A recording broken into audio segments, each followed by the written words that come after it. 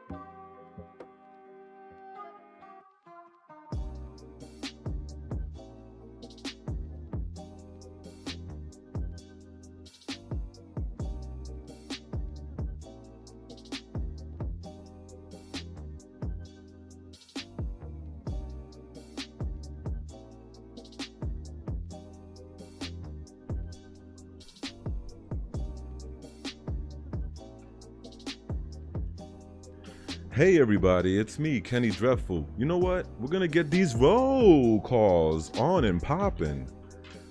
So we got Space Oddity Kayla. She's in the his house. Creepy clown girl. Hey, what's up, Chi? T, I was gonna say Trish. Trish. She's in the his house. We also have Spaz, man. 500. He's in the his house. Horror Hive. They're in the his house. That boy ain't right. We got Lewis Witt. Lewis Witt is in the his house. Oh yeah, I like what I'm seeing. All good friends, and I see a couple of new names too. Like wait till we get there. Hold on. Bama Ghostbusters. What is going on, Bama Ghostbusters? He's in the his house. Rising Hawk VA from a RK raid. Good looking out, Red Kryptonite. Is in the his house. Dustin Fleming, everybody. Stronger than the Rock. He's in the his house. We also have the Master Apprentice people. He's in the his house.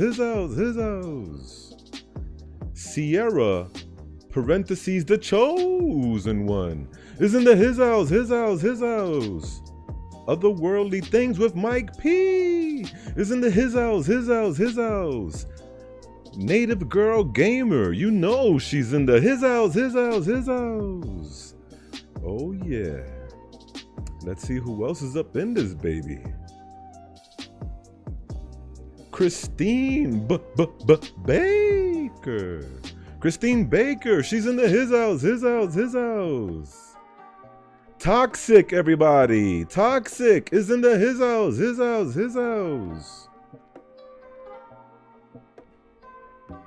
Philia Noctis. She's in the his house.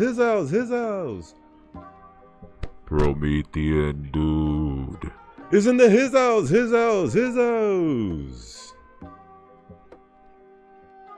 13 past midnight. Is in the his house.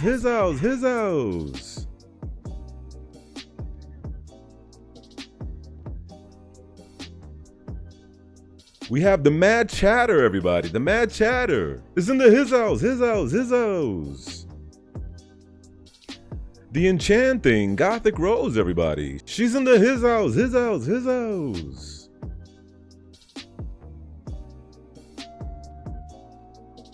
Nina Love. The beautiful Nina Love is in the his house. Oh yeah, we got Kill Hut 702. Not 703, 702 in the his house.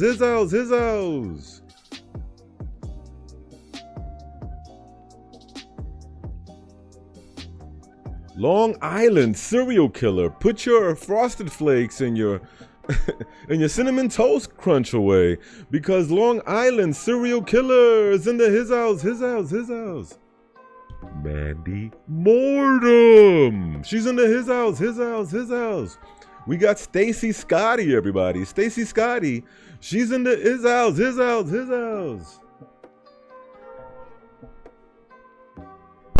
Did I say Evil Outcast? I'll do it again. Evil Outcast is in the his house. Oh, we got a rare sighting, people, from Don Sharp. He's in the his house. All right, we got 34 seconds before we get this pop-a-lopping, crack-a-lacking.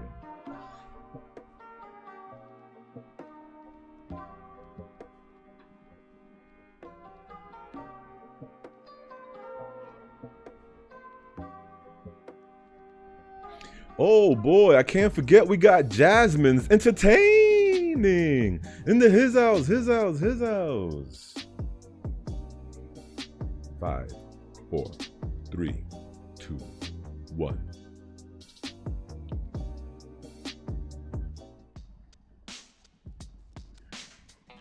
Hello everyone and welcome to Stereo Dread, powered by Dezombified. You're damn right. With me in the studio is the lovely and enchanting, the super and talented and creative and resourceful Dominican dandy, Miss Stereo. Hey, and with me is the Puerto Rican Prince of Poetry, Kenny Dreadful. Hi, baby. Hey, boo, what's going on? It's good to see you. Not much, not much. Not much, but something wonderful. You know what that something wonderful is? What? We're with our peoples here with our Z horse. And that makes everything better. Yeah. Being with the totally. peoples, man. But you know something? I saw really quick. Mandy Mortem said at the Zombified High. But she said, did you know you have 666 subs? No, I don't know if she's talking did to not. us or to Gothic Rose, because the other day I seen Gothic Rose on Twitter. She put up a screenshot saying that she had 666 subs. So I'm not sure if she's talking to Gothic So Rose we're or like to us, but no, I believe if it's it. us, I didn't know that. Thanks. Thank you for putting me up. I don't even look at that no more. I don't watch the sub numbers. They get kind of, it gets kind of depressing for me. Yeah. I mean, yo, we've been on for over a year, and it's taken us this long to get to this many subs. But yo, we got a freaking roll call. Guess who's in the house? Huntress of the Unknown, Welcome. everybody. Welcome. Welcome, Huntress. That's awesome. So I like tonight, everybody, we're gonna have Rainer, if you know him by that name, or if not, you might know him by Timothy Duran. He's gonna be with us shortly. He's a talented writer, poet. He's great with computers and all that. He's very talented and Very resourceful and multifaceted helpful. Indeed. I'm so glad. I mean, I love poetry, especially when it's dark and beautiful and soulful. And he really is. Yeah, he does it. I agree. This guy right here, you gotta watch out for this guy with the mustache over here. This dude up here. He'll get you. Make sure you lock your doors.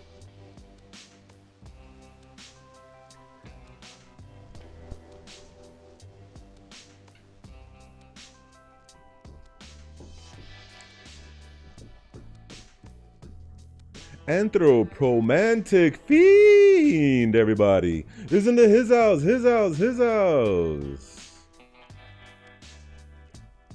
That is what's up.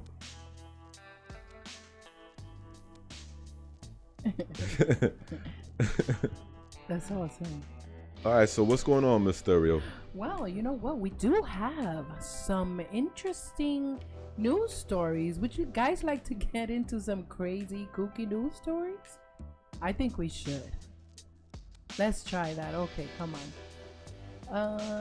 Let me open this up so that everybody can see it. I'm just gonna mute the chat for a second so that we can take a better look at this. All right, cool. Should you start or should I? Okay, so Okay. warning, there are some disturbing images with this. Oh yeah, so put the kids to sleep. If you are queasy natured, maybe you might not want to watch. So 5-second warning. Close your eyes or turn your back. Okay, Mr. Alrighty then. Cool. I'll start if you want to. Yeah. More than 500 teeth have been removed by Indian doctors from a child's mouth. That's crazy. A 7-year-old in India has new smile after doctors removed 526 teeth from his mouth. Damn. Doctors say that he had an unusual medical condition and had been complaining of swelling in part of his jaw since he was 3. So let's take a look at this. Warning. It will be muted. Video contains disturbing images. Holy crap. So that's the new smile after they got the teeth out? Well, I guess he has to. Oh my goodness. Wait, those are all his teeth? Put that Oh big for my people with cell Lord. phones. Put it big for people with the cell phone. Holy Oh crap. boy, that's a lot of teeth, bro. That's disturbing. Yo, no wonder the freaking Tooth Fairy said he was taking a break because he spent all his money on right here. He gave this kid all that money underneath the pillow. Oh Wow, man, he must be rich right now. he must be rich. The Tooth Fairy. Does that Wow, say this is- sativa in the back? No, Savitha, man. Oh Savitha. wait, I got my mind in the wrong places right now. Mhm. I thought it said sativa. Oh my goodness. Wow. Oh my God. Oh, there's look at those X-rays. X-rays. Dang. Woo-wee. I'm just happy that the little dude got that sorted out, because it must have been hurting him. I'm sorry, that's creepy. That's creepy. That's creepy. That's creepy. Because once your teeth crowd in the back from having like extra molars or something, it could become painful. I mean, it's a wisdom teeth, and you see like grown ass people just suffering in a lot of pain and being like, ew, ow. Oh, man, but those that wisdom is teeth. that is something. Oh my goodness gracious. Huntress of the Unknown says, OMG, teeth for days. Gothic Rose says, Holy oh God, crap. I get anxiety from the dentist. Me too.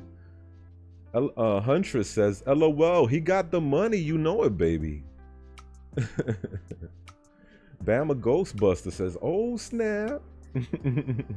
Matt Chatter says, thinking about them trees at the Zombified, LOL. Shh, Matt Chatter, shh. No wonder they call you Matt Chatter. You talk too much. Shh, Kayate, Kayate. Evil Outcast says, damn, that's a lot of teeth. That poor tooth fairy is now broke. Ha ha ha, says Gothic Rose. Oh man.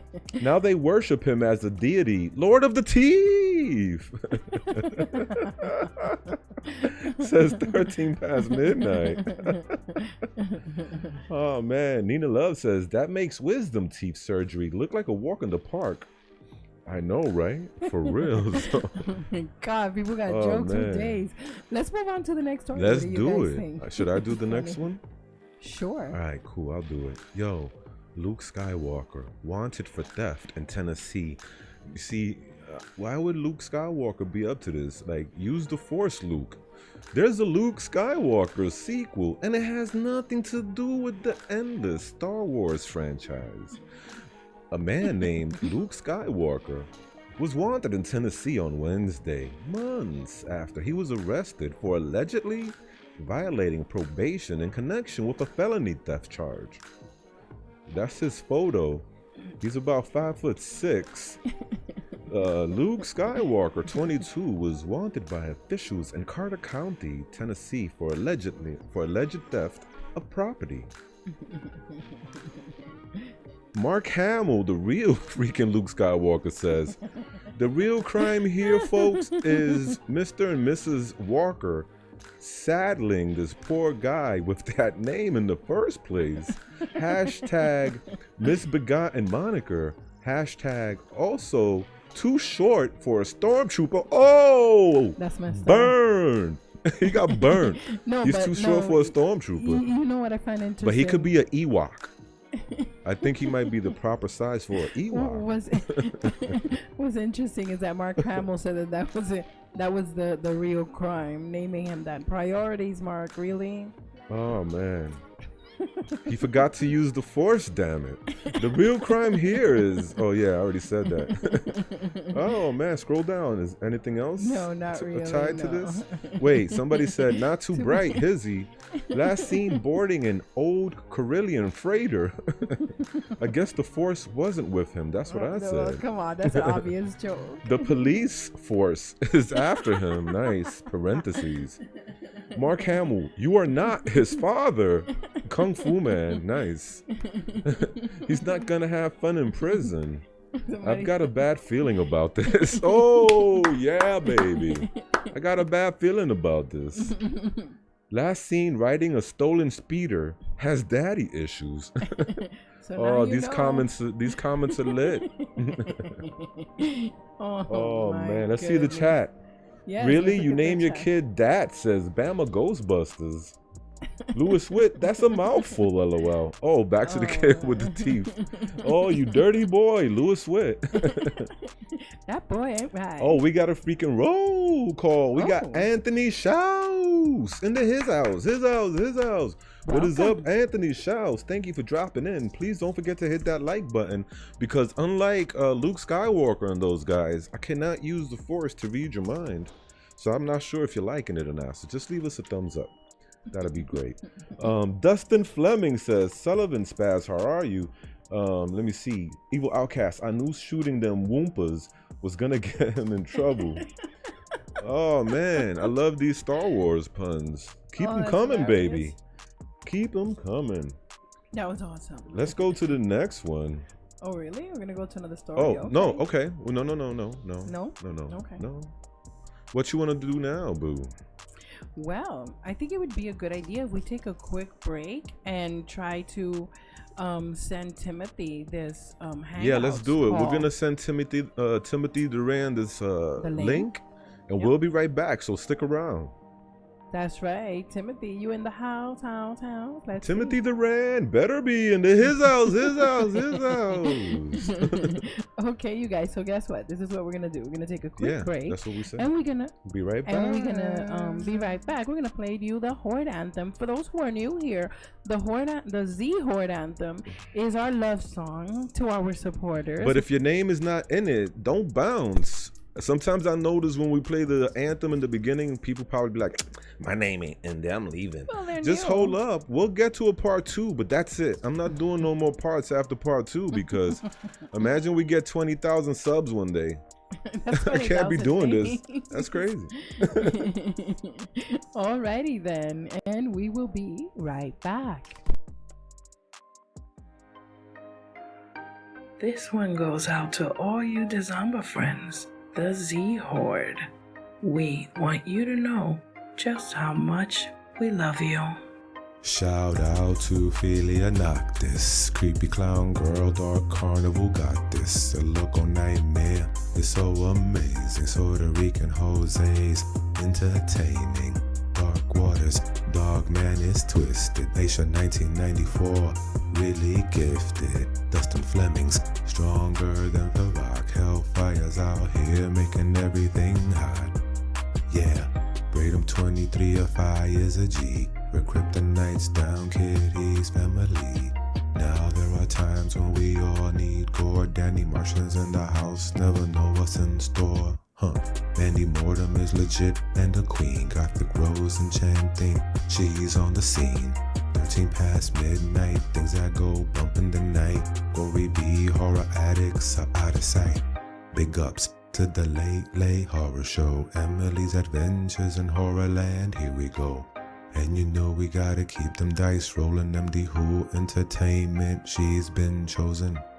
Give it up for the evil outcast. Swedish mom is dope, yo, you know she got class. So if you get bad vibes from storytelling, then these monsters in my mind will leave you yelling.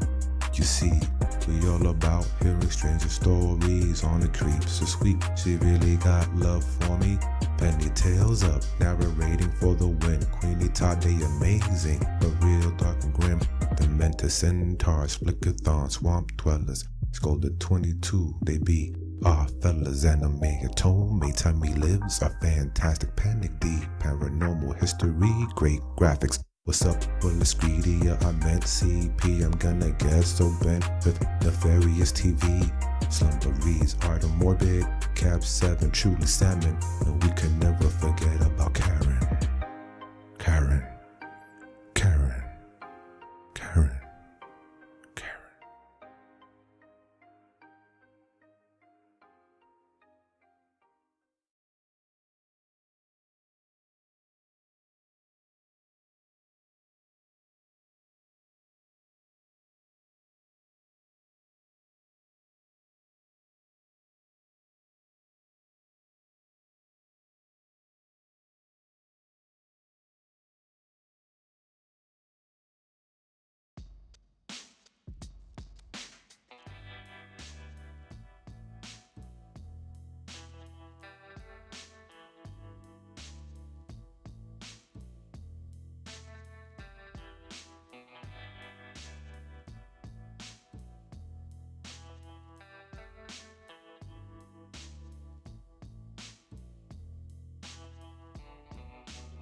Hey guys, welcome back. Kenny Dreadful will be right back really soon. He is setting something up, but hey, in the meantime, we just sent a link to Mr. Timothy Duran. He is with us right now in Hangouts.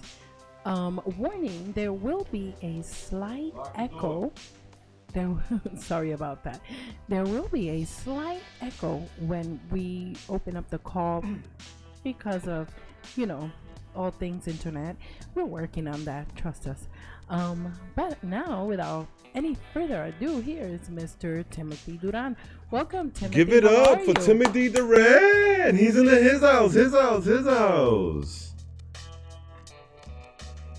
How's it going? Let us know if you can hear him in the chat. Please let me know. I honestly would like to make sure that this goes off without a hitch. Beautiful, beautiful. Okay, we're just gonna wait until somebody says if they can hear Timothy or not, okay? Yeah. Felia's giving it hand clap. Sounds good. Gothic Rose. Alrighty. Says, "Ooh, yeah." Oh, beautiful. They can hear us. Great. So Timothy Duran, aka Rainer, how have you been today, buddy? Been pretty good. It's for once I had a relaxing day. It's been awesome. Yeah, me too, actually. Isn't that a coincidence? That means we're gonna have a great time tonight, baby. Definitely. That's awesome. Yes, sweetie. How can I help you? Nothing. We got Rainer. Yes, I know. Timothy but I'm Duran, also, baby. Yes. Aren't you excited? I'm very excited, actually. I'm so excited. I'm looking at the chat to see how excited our chat is. Yeah, about let's this, do 'cause that. Let's do he that. Is an awesome Spaz author. says we hear him. Space Oddity Kayla is like going crazy with hand claps, hearts, emojis. Stacy Scotty is happy. Thelia is happy. Horror Hive. Everybody seems happy here. Oh boy. You're really famous, Timothy Duran, with the peoples. I appreciate it, honestly. I really do. I don't think I'm worth that amount of praise, but I really do appreciate it. It's been awesome to be around for the last few years and just see so many people. Even though many have come and gone, there's still so many that are still here, and it's awesome to see. Oh no. First of all, do not put yourself down. You have an amazing gift. To write is awesome, because I'm gonna tell you something. I've written a thing or two here and there, but it's not that easy for me. I have a lot of problems writing. Not that it's not really good. It's just it's difficult for me to get started. It's difficult for me to get through it, and then. Come on. I want to try and do short stories, but every time I try, they end up being like freaking 5-6 pages long. It never works out for me. So I just let Kenny do it. It just keeps going on. I just have this issue that I have where I have to give as much detail as possible. And that's not always good. Sometimes, You're doing it now. The Cliff Notes. Oh, shut up. Sometimes the Cliff Notes version is better. You see? Look. You see what I'm saying? You're doing it now, baby. No. But you know something, Timothy? This is about you. It's not about Mysterio. It's not about me. I want to know everything about Timothy Duran that you can share.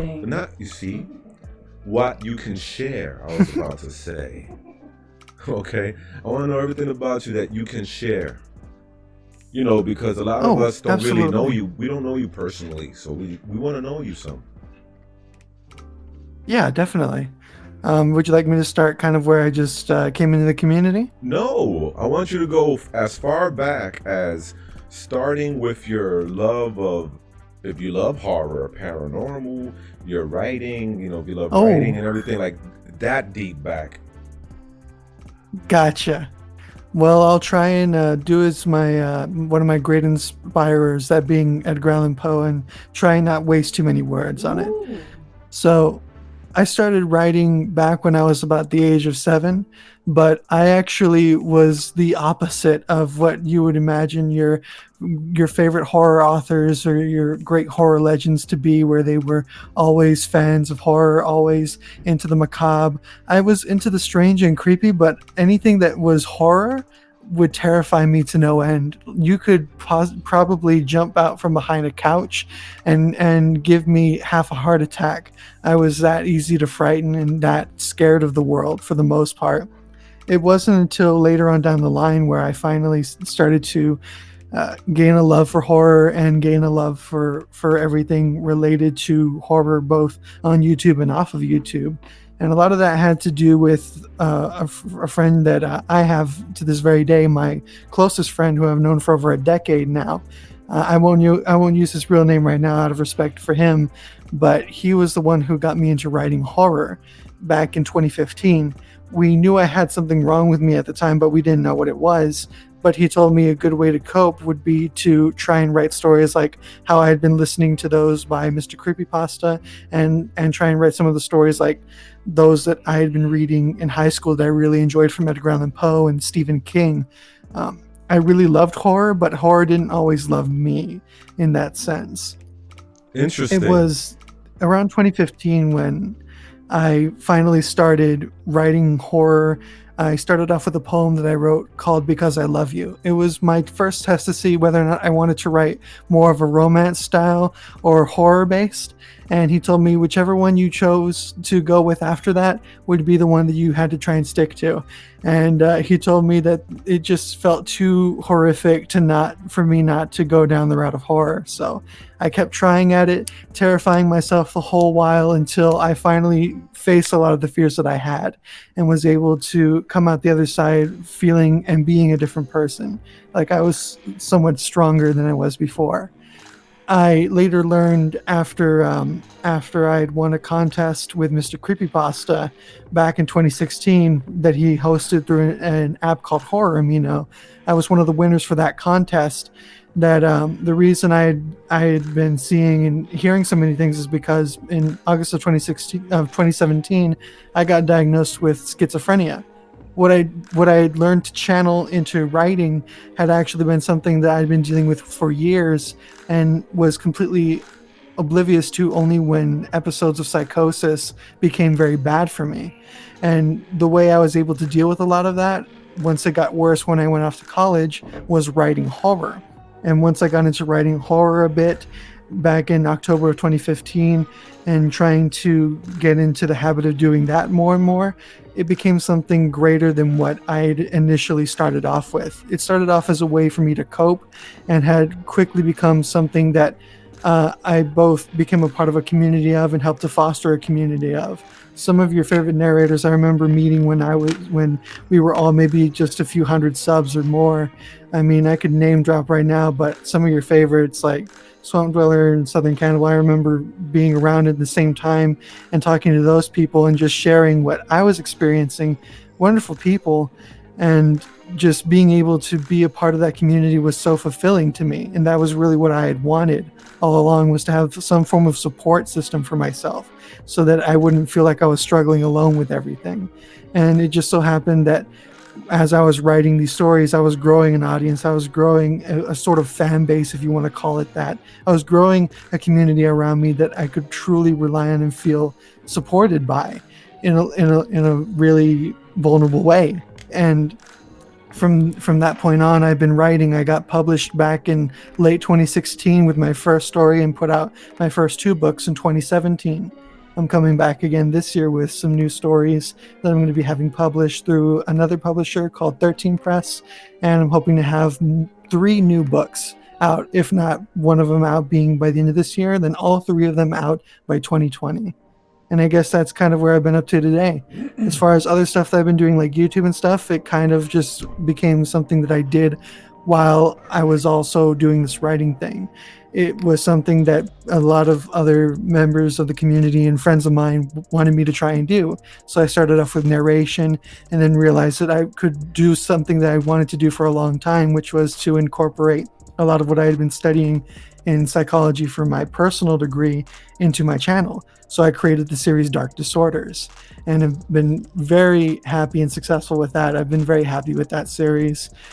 And as far as the last thing that I've been more recently getting more and more prominent in with music, I've always been a fan of music, maybe a little bit obsessed, but music is kind of the thing that I wanted to do in high school, but never really could due to extraneous circumstances that I just couldn't get past. And I've kind of just started to do music now, but I wanted to have a voice through music, only to realize that now my true voice has been through writing. It's something that I've always had a talent for, and now I feel might be the thing that carries me forward. So that's why I always start when people ask what I am. I always start off by saying I'm an author and poet first. Wow. So 3 books, huh? That's awesome.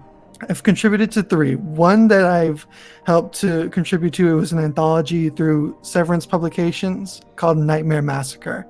And then, of course, 2 other books that I have. One is, I can't even remember the name of it.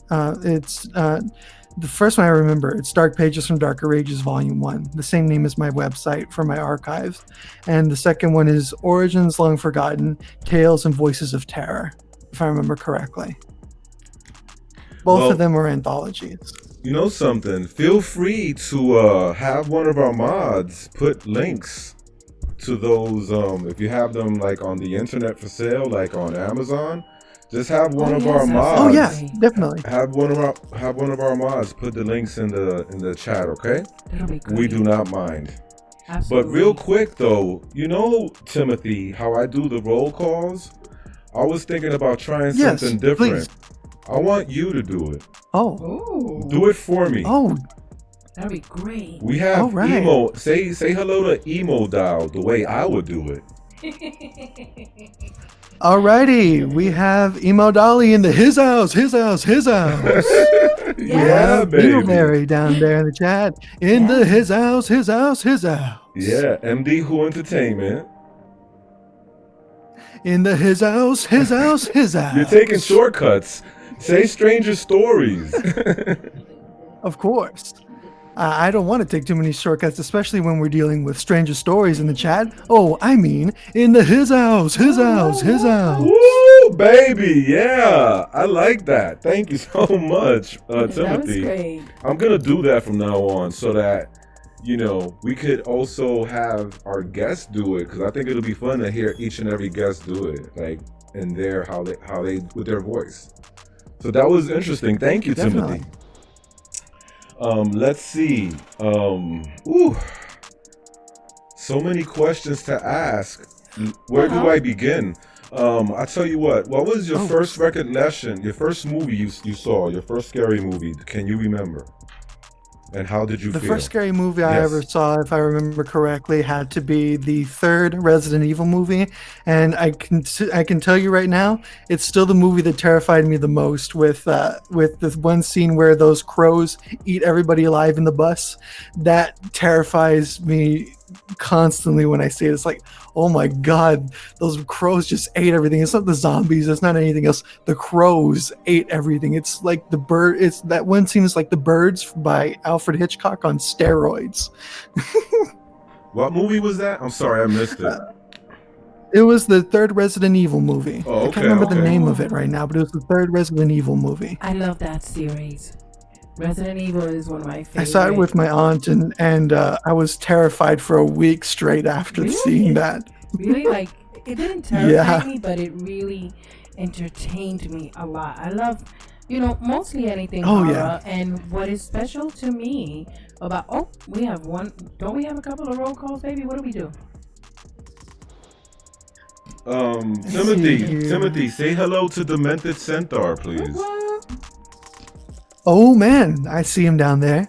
Demented Centaur, you are in the his house. And down there I see another one. Ooh. We have Dustin Fleming in the his house. Ooh wee! You know something? If I ever catch the flu, I'm gonna give you a call so you could stand in for me, Timothy. Don't tell that to D. Campbell. He'll get mad. Hey, I've been trying to get D. Campbell up here for the longest. He be fronting, but that's another story for another time. That is too funny. You're too funny. Oh man, no, he's too funny. So, okay. I was saying about Resident Evil because you mentioned it, and I love Resident Evil. Yeah. What I was going to say is that what I love the most about Resident Evil is that for a video game based movie, they did pretty well. I mean, of course, most of us wanted to see Leon Kennedy, that story for that game, which is of the best Resident Evil game, is the one involving Leon Kennedy. But for not having done that, the movie is still pretty Resident badass. Evil 4, yeah, that was amazing. The game. Yeah, that game is. I would have made that. One. I would have made that game into a movie. Oh yeah, because no it was doubt. awesome. Actually, most of the fans had that complaint and wanted that, but you know what? Overall, they did really good with the films. I gotta say, most video game movies don't. They usually suck. So this was good. This I really did enjoy. Yo, do you play the video games, Timothy, of Resident Evil? Have you ever tried playing one of those? I haven't. I need to play through the series. I've been meaning to. Oh. I just haven't. I used to play video games all the time, but I just haven't had much time as of late. Are you able to see the screen, Timothy? Oh, yes. Okay, so yes. Someone new has joined us. I put it on the whiteboard. As soon as you see the person's name, please give them a roll call. Alrighty. Hello, Mighty Might. You are in the Dezombified his house. Oh yeah, baby. Mighty Might is on his way to brighten up our day here on Stereo Dread with Timothy Duran, everybody. So let me ask you this. Have you ever written something that was so scary to you that you just never put it out there because it was too scary? I've had moments like that where I've written stories in the past that I felt were too horrifying to really put out there. They were too terrifying to read. I put them out there, but 2 of them I took down because honestly I wasn't satisfied with them. They were stories called Torture to Be Good and Norin. And they were stories involving children, of course, like Stephen King's It, where of course children are eaten and killed. It was similar themes, and I just did not feel satisfied with that, so I eventually took those stories down. I want to eventually do a children's horror book with horror stories for children, and I just felt those stories were not in the best of taste, so I took those down. I've never had a story that I've written where I never put it up, but I have had stories where I've taken them down. Oh, I see. Hey, let me ask you a question. Would you ever do that again? Would you ever do children's horror stories again? Not where children are being brutally tortured or harmed. No, I meant more like for children, like family friendly Oh, content. absolutely, yes. I've already done a story like that. Okay. It is called, I believe, Haunted Smile or something of that sort. I always forget the name of my stories. I've written over 100 of them now, and I'm going to keep writing. So. Okay, Dingleberry, I'm going to be scrolling through the chat to look for your question. In the meantime, I think I know what Dingleberry is already gonna ask, and I haven't even seen the question. Okay, I'm gonna look for it to see if you're right. This is Dingleberry's MO. A Dezombified, can you ask them what's their dream collaboration list? So I'm looking. I don't see it. Dingleberry always asks that question. So I'm gonna ask you, Timothy, what's your dream collaboration list? Is it the same as ours, like Unit 522, Let's Read, Sir Spooks, like all these Mr. Creepypastas and such? Or do you have like maybe some under the radar people? That's the thing. I've worked with Mr. Creepypasta on another person's channel. I worked with Unit 522 to put up an origin story for Mr. Scarecrow on his channel back when he was doing origin stories. I'm friends with Let's Read. I don't know Sir Spooks. I know of him, but I don't know him personally.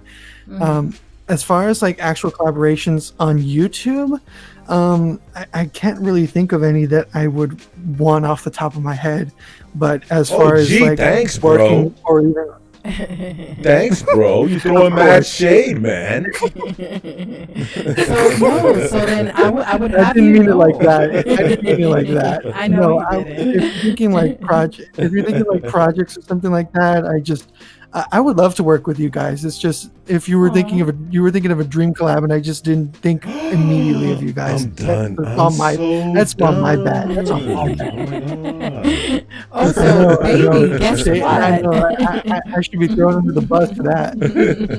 No, but you know what? I do have Dingleberry's question here. Oh, you found it? And it was not what you thought, honey. Oh, really? Surprise, No, surprise. it's not. He has, that's a very good question, by the way. That's a good question to ask a narrator and a writer. Yeah. But the question was, Dezombified, can you ask him how he would compare the horror narration community now compared to a few years ago, along with the newer narrators that have come around within the last few years? That's a good question. Big ups to Dingleberry. That was a good question. You want me to tell you the question again? I didn't. Dingleberry says that's not the please. question, but it was coming. Dingleberry. Okay, how has the horror community, as far as narrators, how has it changed in the past few years, basically?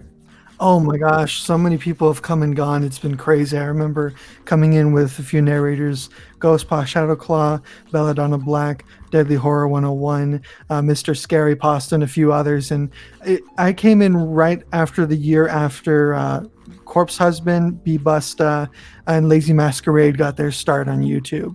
So that was back around 2015, 2016 is when I finally came into the community. It's changed so much. I remember so many channels that said that they were never going to be big. Now they're some of the biggest channels on YouTube in the horror community, in the horror sphere. I remember some of these channels coming up and saying that they weren't going to have a chance in YouTube and that they should have come in during the time of Corpse Husband and Busta, and now look at them. They're right up there with the rest of them. For me, it's changed so much where I've seen so many new people and so many older people come in and feel disenfranchised and give up. It's those who didn't give up that are now some of the biggest channels out there. And I think that was the biggest thing that I saw change, is just so many of them who were determined to keep going, many of them succeeded. And that was the really beautiful thing to see, is that many of them who were determined to keep going, they succeeded. And it's so awesome to see so many people that I still talk to, still doing well. I mean, I always talk to them because they get busy, but they're still doing really well. And now I see so many new people, so many new faces coming in and coming in to fill in more spots. And it's really awesome to see more people coming up to base to try and bring new stuff to the forefront of YouTube. I think it's a really awesome thing to see. And I think that's the biggest thing that's happened, is that as it's changed, horror narration has gone from creepypastas to Let's Not Meet and No Sleep stories to subscriber stories and to true crime and other forms of documentaries. That's the biggest change I think I've seen, is just the transition to a variety of content. And I've really enjoyed seeing that. You know something, Timothy? As far as... Oh, sorry. It's okay, Tim. You have another roll call to do. Ooh. M-O-M-M-A. M-O-M-M-A. Absolutely. We have M-O-M-M-A in the his house. That's right. We have Mama. Mama's in the his house. It's good to see you. We have Timothy Duran. Mama, because I didn't know if that was all right. No, it's cool. Mama's Mama. You gotta call her Mama. There was another question. Yeah, I don't want to get hit with the chancla. Oh yeah, she's gonna get you with that chancla. I don't like the chancla or the correa. Well, maybe sometimes, nope. But that's a different story. So Mad Chatter asks, what's the creative process to your short story? That question is from Mad Chatter. Oh wow, yeah, that's honestly something I don't get asked often, but I love to answer it. The process to my stories is I come up with an idea. Either I get inspired by something, or I happen to think up something, or it can be a combination of the two. And I try and find my own way to twist it and create something new out of it. Like I could be taking a well-known character like Jack the Ripper and turning it into a whole other story where this being of Jack the Ripper isn't hunting down prostitutes for some carnivorous sort of process of killing. He's trying to hunt down one of the prostitutes because they're a spy and they have a weapon from the German army, and he's trying to get that weapon so he can bring the entire British Empire to its knees. something like that. It's always trying to find something new, something different you can do with an idea, even if it's not always a new idea. You can, because rarely ever is there a new idea. There's almost no new ideas, truly original ideas. Everything's built off of something. Take what you can and build something new. A lot of people don't know this. William Shakespeare's most famous poem, Romeo and Juliet, that was actually somewhat stolen. The idea was ripped off of a poem by the same name of Romeo and Juliet that was written by another author. But what he decided to do was he made a much greater story, a much grander story through his play, and is now largely credited as being one of his true original creations. Is it fully his idea? No, not necessarily. But as a great artist once said, that being Picasso, a good artist borrows, a great artist steals. And what he means by steal is you take an idea and you make it your own. Yeah. You don't just plagiarize. You take an idea and you make it your own. You take the mousetrap and you build a better mousetrap. You reinvent the wheel. Flattery is the highest. What is it? When somebody mimics you, they say something like it's the highest form of flattery. Imitation is the highest form of flattery. But don't imitate, just take it and make it yours. Like, for example, I'm coming out with the hot cocoa killers. Nobody's done that yet. It's the hot cocoa killers. So people who go to the store and buy hot cocoa, they get stalked back home. And when they're making the hot cocoa, they get murdered. So it's the hot cocoa killers. Anyway, I don't even know if he's half joking on that or not. But I do have a comment from one of the ladies in the chat. Mandy Morden says that Tim has a sweet voice. Hey, heard that. Mandy Morden thinks your voice is sweet. And she also says that her favorite story of yours is Death Doesn't Pay. So that's what she says. Oh man, that one's awesome. And the best part is that story is not even done fully being written. I already did one last version. It's going through an editing process and it'll be published very soon. Okay, well, be on the lookout for that. Awesome. So the Horror High says, we know you don't consider yourself to be a narrator, but is there a voiceover story that you were ever part of that really stuck with you, and why? Oh man, a voiceover story that really stuck with me. I think one of the stories that I ended up voicing over that really stuck with me the most happened to be because it was one that I had written a while ago but completely forgot about. The one that stuck with me the most, I think, has to be the Heat On series that I wrote for my channel a while back. And that was a trilogy of stories that had everyone from Dr. Creepin to Margbot to Vidith 22 on it. It was a large collaborative project. And it stuck with me the most because of how sickening the character was and how twisted our perception of hedonism can be, to where the point we allow ourselves to sink deeper and deeper into darkness to the point where there is no return. And it's always that fear of being past that point of return and becoming the monster that we work so hard not to be. And I think that was what really stuck with me the most, is that character of Hedon, that monster that I always try not to become. And that was the role that stuck with me the most, because for me, as a schizophrenic, I don't want to become like consumed by what I have. I want it to be a footnote of who I am. I want that to simply be a footnote of who I am and what I've done, rather than be what ends me or consumes me.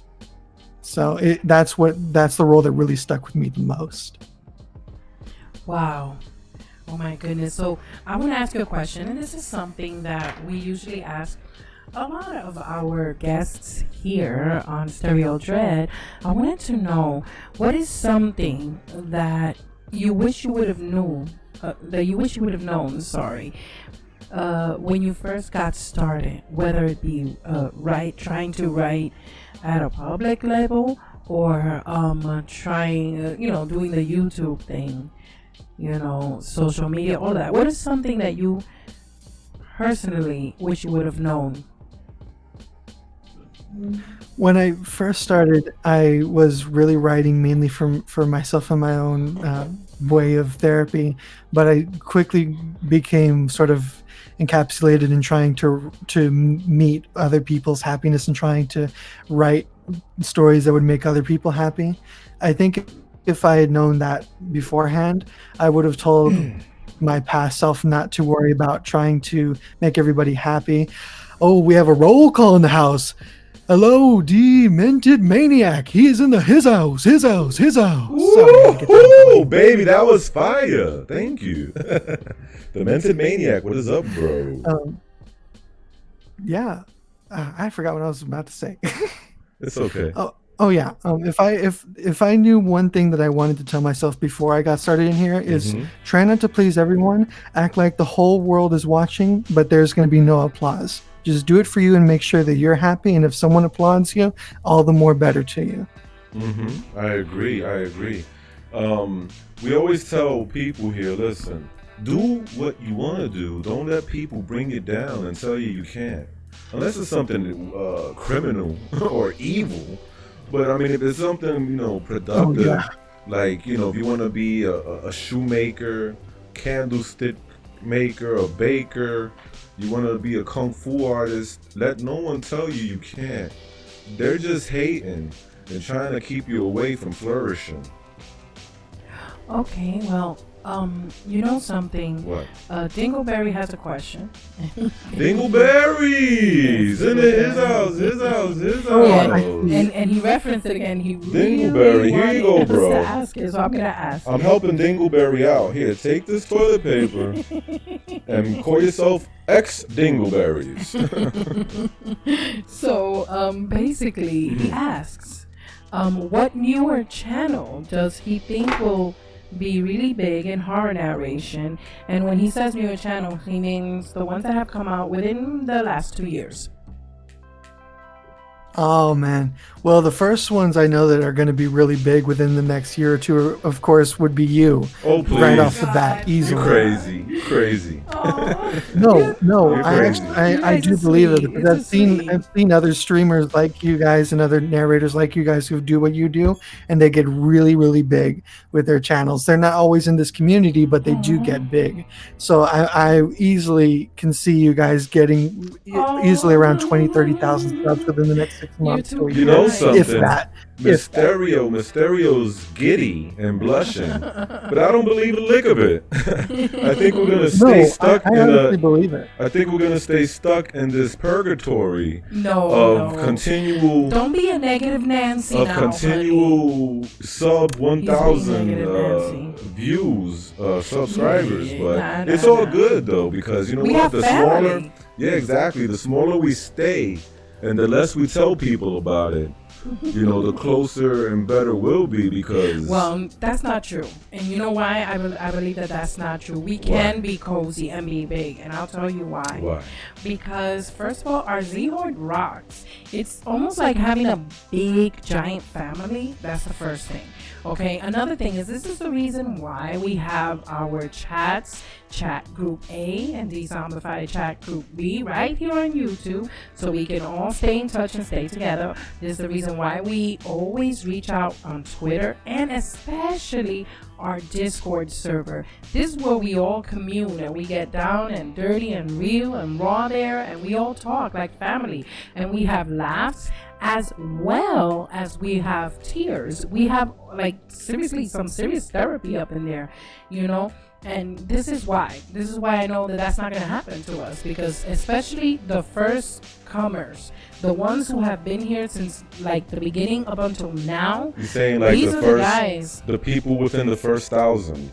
Yeah, these are the guys that are going to be our moderators and our go-between between us and the rest of the people that will come later on when we're as big as Timothy says. So no, I think that's not true. I think that good things are coming for Dezombified, and the majority of those good things have a lot to do with the Z-Horde. We have questions for Timothy in the chat. So someone asked, what is which of your documentaries that be yours happens to be your favorite and why? And that's asked by Horror Hive. Ooh, that's a tie between the one I did on Edgar Allan Poe and the one I did for my channel on Mind Control and the Pursuit of Power. Edgar Allan Poe because, of course, one of my favorite authors, and the Mind Control series because it incorporates a lot of editing that I normally wouldn't have done before, and is one of the most researched projects I've ever done. If you guys want to have a good long documentary to watch that's over in half an hour long, head over there and you'll have a good time. Holy cow, that was a long time to make too. I tell you, working 40 hours on that thing, you better love what you're doing. No, yeah, absolutely. I totally understand, because that's how I feel about our hell documentary. We had a mini documentary about hell, and people who claim to have been there. We even wrote a rap song to it. Well, Kenny wrote a rap song to it, and yeah, it was very long to edit that. It took about 2 months to edit that, because we wanted to find the perfect scenes and stuff to represent the subject. And then, you know, he, however, took like 2 minutes to write that rhyme. He did tweak it over time. Come on, man. You see what I'm saying? It took me 5 minutes. Come on, don't over-exaggerate. He's being funny.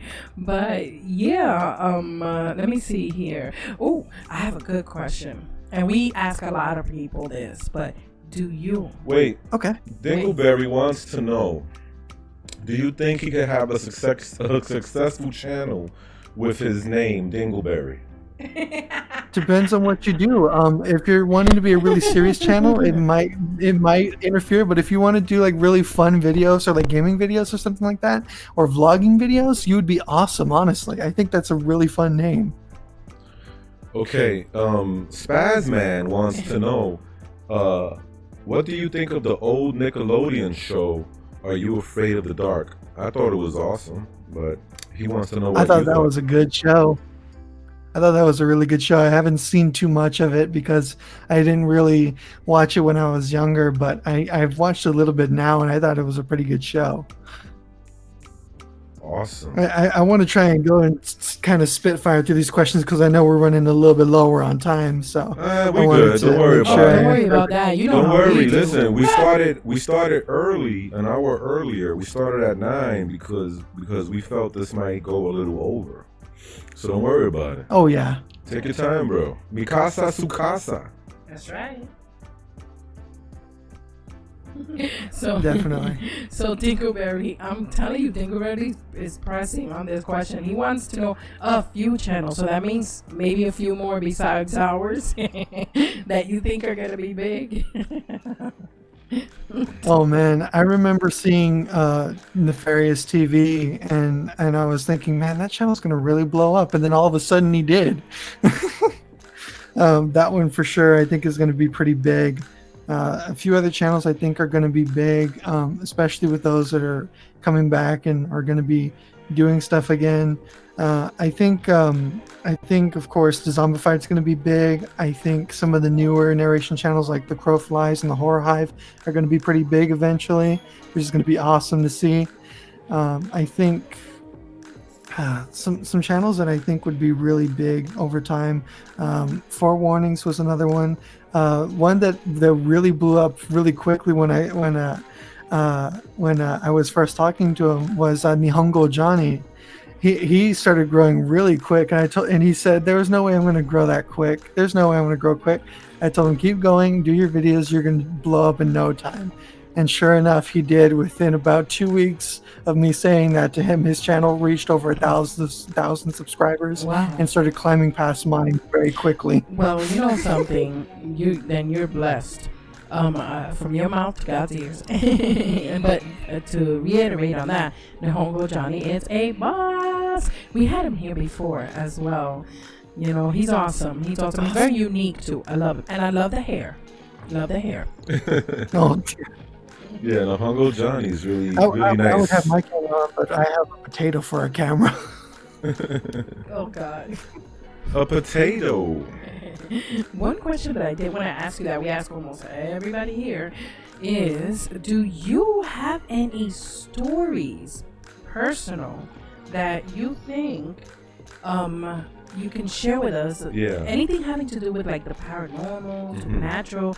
Have you ever had a spooky experience that you can't explain or anything around that area? Yeah, like either an experience or maybe a story no one's heard before. Or Either both. or something. I mean, we put our guest on the spot, but you don't have to if you don't want to, though. We understand. Oh, I've got one that's perfect for this. Oh, really? I Okay. hallucinate and have delusions about a lot of things, before, at least especially before I started on a new medication that helped. But one thing that I could never explain happened to be my one and only sleep paralysis experience. Oh, And I okay. think I've said this a I'm few sorry. times, but I haven't told it like this. Let me put our story time scenery on. Kenny's cueing me to put it on so that we can Do it right, provide the baby. Let's do it proper right. Let's do it ambiance. right. Yeah, let's give them ambiance. Go. Alrighty. So, I was about 15 at the time when this happened. I had been trying to go to sleep and I was tossing and turning and couldn't quite find myself falling asleep until finally, once I did, it didn't feel long until my eyes shot open and my body wasn't able to move. I didn't know what was going on, but all I knew was that at the end of my bed there was a large figure that was hooded over, and from within its cloak it revealed a large meat cleaver. Almost as if it teleported, it came straight at me and was right by my head. I looked over at it with my eyes straining to try and see where it was and what it was trying to do. All it told me was 3 words. Count 2, 3. Exactly like that. And so I waited as it started to count and make marks towards my neck. 1.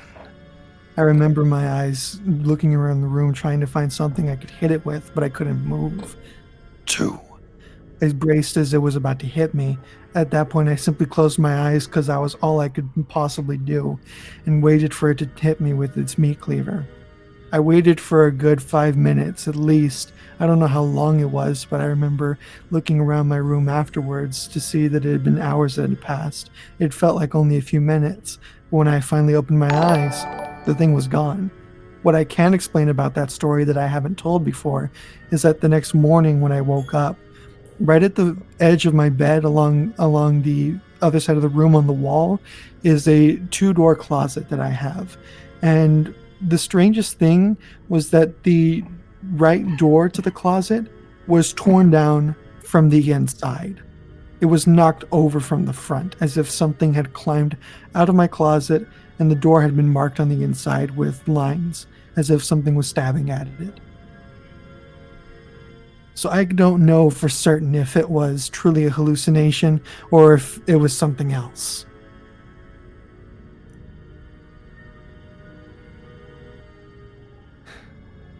And that's that story.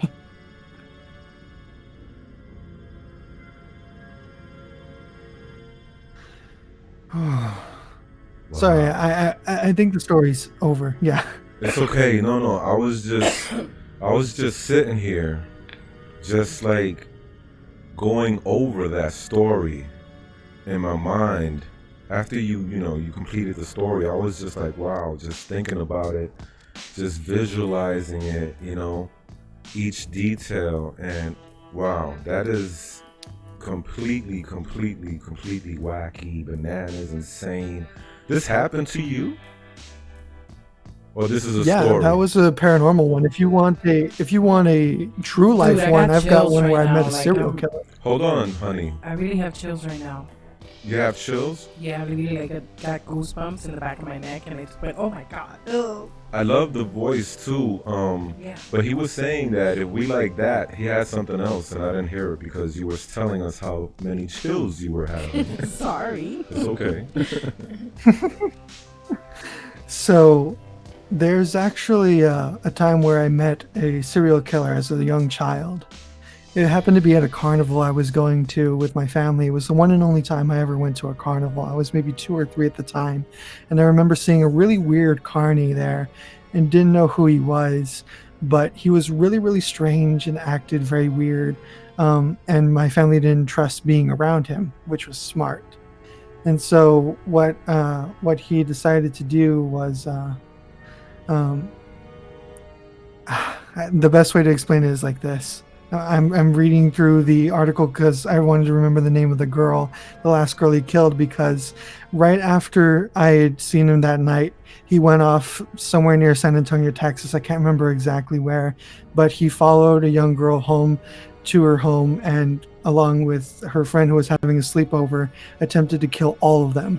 One of them managed to escape, but the last girl who was in the room didn't make it. She was murdered, and she was the last victim of this murderer, and her name was Kayleen Katie Harris. She was a girl who died in December 31st of 1999, and it was both a sexual assault and murder. She was the last victim of this man, and the only known victim of which he was convicted for his crimes. It's believed that he killed over 22 people, and his name is Tommy Lynn Sells. He was executed back in 2014, and the way I remember this the best is because one of my classmates, his father, who was a Texas Ranger, was the man who apprehended this person. And every month would receive letters from this man in prison talking about how he was going to kill his family and kill everyone he loved. Whoa. Holy Yeah. Is there more to that? Jeez. I feel There's like there is. documentaries and like short videos that I think ABC and other people have done on Tommy Lynn Sells. If you look on YouTube, you'll find him. Oh, wow. I never heard of that guy before. Please Wow. link that to our Discord. Yeah, that would be great in Discord. Ooh-wee. Nice. You know, I remember we were talking on Discord, and you were saying how much things has changed from since you were here, since you started, right? But Yeah. in the future, what do you see for this genre? As far as, channels and, YouTube with the monetization things and, what you think? What I see right now is a lot of people moving towards stories that will bypass the algorithm's glitch of duplication, where they're doing subscriber stories and doing true crime and other forms of personal stories on YouTube, where people create their own content and do everything from scratch rather than reading stories from other places, which is still a form of content. I'm not discounting it. It's just not completely from the ground up. And that's what more people are doing now. And I think that's the direction more people are going to be taking with YouTube, especially in the genre of horror. It's going to be a lot more from the ground up, where people are getting either subscriber stories or are getting stories that they have written themselves, or are making content based off of real life events. And I think that's where it's going to start moving more and more in the direction of for YouTube. Can I ask you a question? Let's say, would it be okay with you if we just got off this topic for now? Because I still want to get to know you more. I feel like, I want to ask you a few personal questions. What besides horror, you know what I mean? What's your what do you like watching besides that? Do you like action movies? Are you into documentaries perhaps? Or romance. Anime, romance? Are you just you keep busy with other things? What? Ooh, by the way, now that you say that, Philia also says that your voice puts her in a trance-like state. So I just thought you might want to know that. You have the ladies going insane in the chat. And even some of the fellas. Don't worry, I perhaps. can change that Who pretty knows? easily. I'm just happy. yeah, I'm just I can happy change that. that pretty easily if you like. I'm just Oh, happy. wait, I'm just because happy that I- he's happy. Are you happy Yeah. now, Timothy Duran? Yes. Absolutely. Yay. Yes, That's- definitely. Thank you. That's what I Um, want. I wanted you to be happy. I used to watch a lot of anime, not nearly as much anymore. I used to be a part of the smaller anime community as it stood before but I kind of moved away from that because I didn't have enough time for it, simply because of how much I had to do with college, work, and other things that were getting in the way.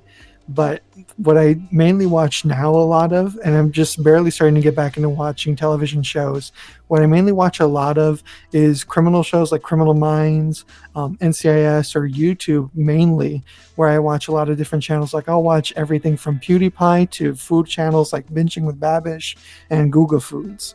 I love those kinds of food channels where I can always try and learn something new, yet be able to apply it to something different in the kitchen when I'm trying to cook or do something different. I always gain ideas from YouTube where I'm just searching around through my feed and I find interesting stuff. And I'm like, this could be an interesting idea for cooking, or this could be a great idea for a video, or maybe this would be great for a story. So I really spend a lot of time on YouTube, but my favorite stuff outside of YouTube happens to be more of the crime oriented stuff, not necessarily horror, crime oriented. Yeah, I like that genre too. Like on Netflix, they had like this Noriega thing. I was watching that. No, not Noriega, Escobar. They had like this crime thing about Escobar. That was cool. I was watching The Queen of the South. That's another crime one. It's pretty cool. Let's see, what other crime shows we've been watching. I used to watch that one with the girl and that dude that he's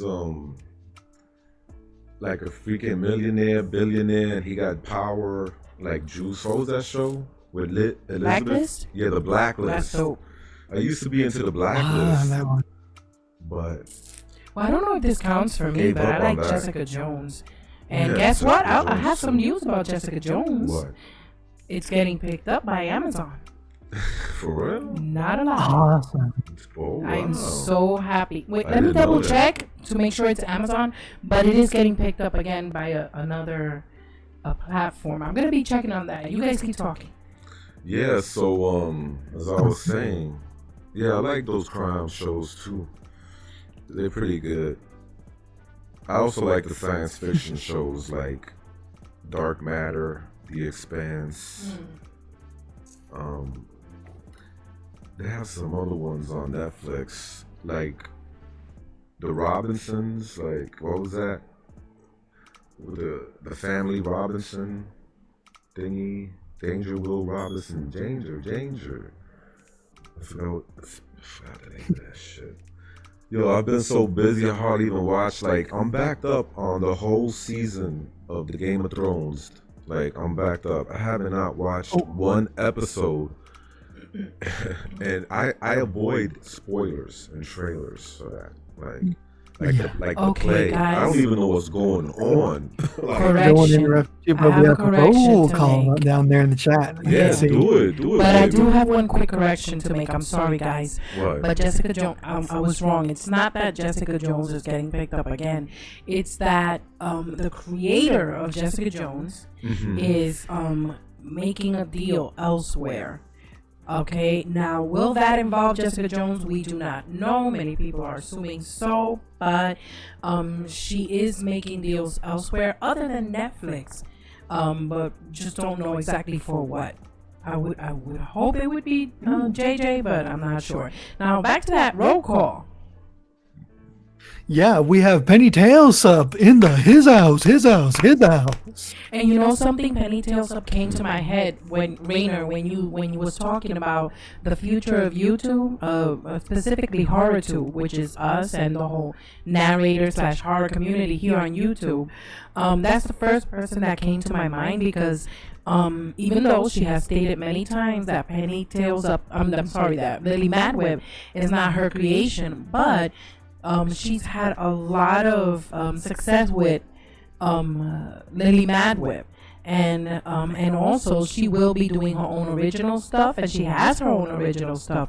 So I am very excited about this. I'm very excited about what you said, and Penny was the first to come to my mind when you said that because of the Lily Madweb thing. So I agree. So kudos to you for seeing that. Mm-hmm. Yeah, indeed. Kudos. Definitely. Yeah, so okay. What else do you like to do? Like, do you have like any other hobbies? Do you collect anything? Like some people collect spoons. Some people collect just like comics or stuff, anything. I used to collect fossils, but what I want to really do eventually once I have my own place again is I want to collect vinyls. I want to get a vinyl player and collect vinyls of my favorite albums. Oh yeah, yeah. I just love music to death, and I think that largely has to do with the fact that music was one of the best ways for me to cope before I found a medication that helped me with my schizophrenia. It was just a huge part of my life. It was what helped to keep me on the right track and helped to keep me focused. So I think that would be the best thing for me to get is just a huge collection of vinyls or CDs. That would be awesome. Yo, you know something? I had to get rid of my collection of vinyl, man. I was so devastated. I just had to, man. I just couldn't avoid it. You know, I had to, man. And it saddens me because I had some good records there. Because I had mine and I had my older brother's stuff as well. You know, I was holding it. He said, you know, I could hold on to it because he didn't have too much space where he was at. So those two collections of records together were a nice amount, man. Vinyl, there's nothing like listening to music on vinyl. Yeah, there is a difference. Nothing. Like you can feel it in your soul too. Yeah. You can. Like that's something I believe it's spiritual. A lot of that. There is a difference. But, you know, that's not for here. That's a discussion for Discord. But I believe that it is spiritual. Yeah. And metaphysical as well. Yeah. I really do want a really good record player so I can be able to play some of those vinyl records. Some of my favorite ones that I really want to get for sure are the Mad Villain album. I definitely want to get the Enter the Wu-Tang album. I really want to get a lot of classic albums like stuff by Nina Simone. I even want to get some of the other more maybe not well known but impactful albums like ones by Lauryn Hill would be great. Even Michael Jackson as well. I know the controversy around him. Ooh, I can separate. We love Michael. I can separate. For my brother's collection, I had that Off the Wall album. I had the freaking Thriller album. And it was good because you open it up, the Thriller album, and it's like mad stuff in there for you to read and look at. It was real cool, man. It's real cool. Technique 1200s, baby. Those are some sweet ass turntables. Those are old school, but they're awesome. With a Gemini mixer and some Gem Sound speakers and a Pioneer amp. You be ready to start DJing out on the street. You just need a 100, 200 feet extension cord.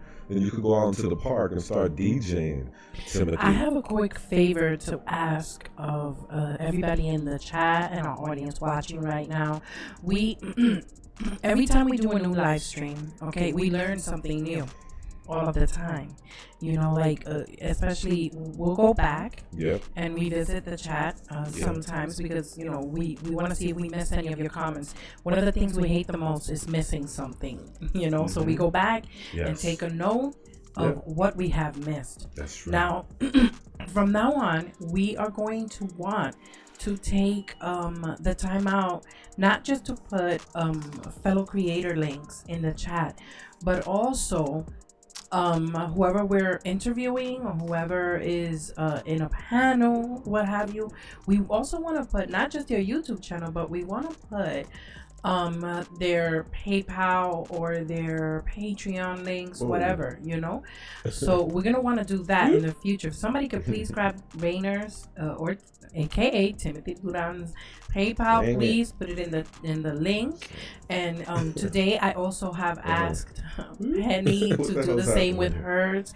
We appreciate it, and you know the reason why I asked everybody to do that is not so that they can just go right now and donate. No, that's not why. I'm doing it so that they can put it in their bookmarks or make a note of it on their computer somewhere, you know. And when they are in an okay position to do so, they can pick one of those names out, you know, and donate to somebody when they can spare here from there, you know, here and there, every now and then, because one, we know the struggle, that's number one, and number two, you know, to make up for the past that we have not, that we have forgotten. So that's something that we definitely want to do, especially the smaller YouTubers, like, you know, take 10K and under. You know, so yeah, definitely. So continue, guys. I'm so sorry. I didn't mean to interrupt you. That was a good sentiment. So that's fine. So Timothy, definitely no. Don't never put yourself in a bad position financially just because you want to support somebody. Only do it when you are fully able to and you want to. Never put yourself in a bad position because you want to be kind. Remember that you being there and supporting your favorite creator simply because you want to be there and be present. That's often enough, more than enough for these people. Baby. We understand the struggle. We understand the struggle, and we don't want you to put yourself in a bad spot simply because someone else might need it or might want it. Amen. So Amen to that. Don't do that. Don't do that, please. Amen to that. Look at this weird dude hanging upside down. It's creeping me out. Is that the guy that you saw in the room, but he was hooded? Oh no! This was like a dude in a bear mask. It was like, it was like Happy Death Day, but on steroids. Speaking of that movie, I haven't seen part 2 yet. Have you seen part 2? No, I haven't. I need to. I've got Hulu. I need to catch up this weekend. I'm going to catch up on some movies. Nice. So listen, you want to say hi to someone? Maybe somebody might want to say hi to you on Google Hangouts. Absolutely. Yeah. We tried yesterday and we couldn't make it happen. So we're going to try again. Maybe it can happen. Well, what I'm going to do is, if anybody in the chat, sorry. Oh my goodness, sorry about that. These allergies have been really messing with me, guys, and it's creating phlegm and all sorts of ugly stuff. Yeah, because of the mowing the lawn. Yeah. So where was I? So if anybody in the chat wants to just pop into our Google Hangouts really quick and say hi to Timothy Duran and ask him any questions that we might have missed, because we do miss it. Just leave us a heart emoji. Yes, leave us a green heart emoji in the chat, okay? And if we don't have you on Twitter, we'll let you know so that you can DM us or tweet us or insult us, whatever, you know, right on Twitter. Right on Twitter. Hey, you didn't take my call, you know, just let us know on Twitter. And also put a green heart emoji here so that I can know to go to Twitter to look, you know. And you can come up to our Google Hangouts and talk to the man himself. Yeah. Go.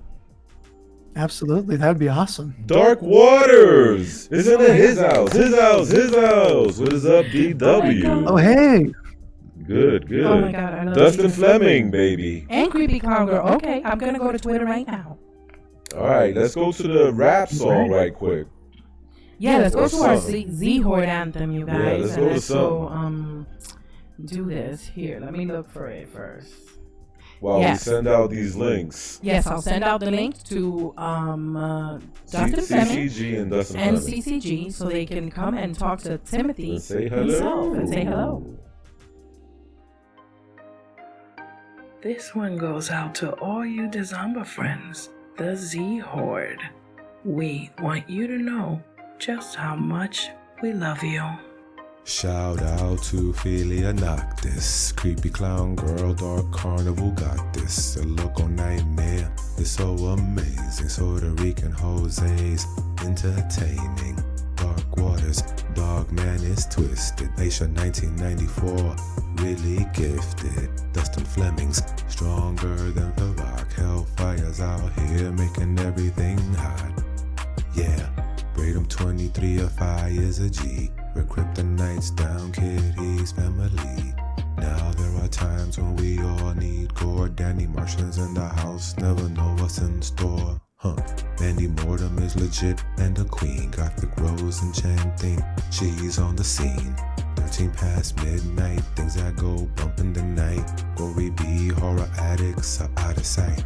Big ups to the late horror show. Emily's Adventures in Horrorland, here we go. And you know we gotta keep them dice rolling. MD Who Entertainment, she's been chosen. Give it up for the evil outcast. Swedish mom is dope, yo, you know she got class. So if you get bad vibes from storytelling, then these monsters in my mind will leave you yelling. You see, we all about hearing stranger stories on the creeps. So sweet, she really got love for me. Penny tails up, narrating for the win. Queenie Tade amazing, but real dark and grim. Dementor centaurs, flickathon, swamp dwellers. Scolded 22, they be our fellas. Anime atome, time he lives. Our fantastic panic, deep paranormal history, great graphics. What's up, Bullis Greedia? I meant CP. I'm gonna get so bent with nefarious TV. Slumber reads art of morbid. Cap 7, truly salmon. And we can never forget about Karen. Karen. Karen. Karen. Karen. Oh. Hello, Hi. hello. Welcome. Hey welcome everybody, back. we are back, and we have Creepy Clown Girl. She's in the his house. That's What's good, people? And Hey. Dustin Fleming. He's in the his house. What is up, brother? Not a whole lot. Just got home from work and showered, and That's awesome. now, yeah. Unfortunately, my work currently has bed bugs, and that's not fun. Whoa, that's Oh, whack. man, that's not fun at all. Wait, what? That is whack. whack. That's I missed bed it. bugs Oh. at his job. Oh, That's ew. nasty. Oh, you know something? I got Yeah. something for that. Hit us up on Twitter. yeah, Or and Discord. Discord actually, and I got something real good for that. Yo, we gotta get All Dark right, that's Waters awesome. on Discord, man. Oh, Yo, Dark Waters, come I to actually, the Discord, bro. Leave the I link actually in the applied chat, for another somebody. job. Yo, Byron King is in the his house. What is up, Byron King? Thank you for dropping in. Please hit that like button and subscribe if you haven't already. Thank you. That'd be awesome.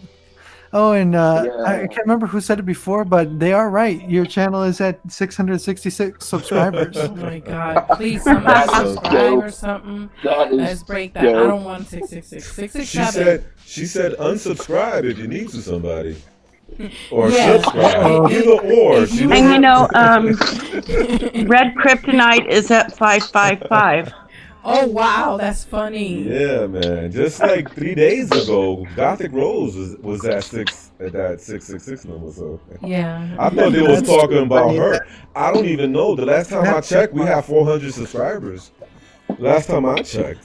Man, Yo, I haven't showed you You that popped off, award. Yo, I have to show you, Timothy, that award that we got sent from YT. An award for having 400 subscribers, bro. That's awesome. Yeah, he never saw it. Yo, Timothy, my man, look. Got this straight from YT. He's a, It's made out of premium heavy-duty aluminum foil and also heavy-duty cardboard. For having 400 subscribers, dude. Yeah, man, it's a plaque. It's a plaque. But it's also scratch and sniff because it smells like pepperonis. So I think there was a slice of pizza in here. so I'm house sitting for my sister currently, and her dogs were looking at me like I was insane because I was jamming out to your guys' that is- anthem. That is beautiful.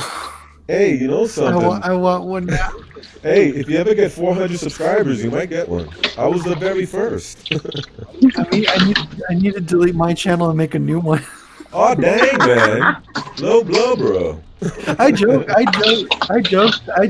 one time that if I ever hit 1,000 subscribers, that I would delete my channel. Yeah. And then there was that one person who said, "Are you going to delete it now?"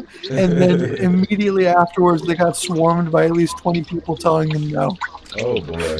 That's funny. That's funny. Yo, you know why we got the circle, right?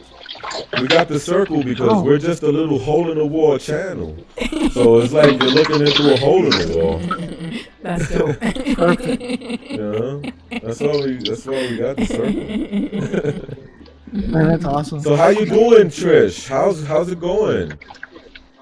It's I'm doing good actually. I've been rather busy in this chat.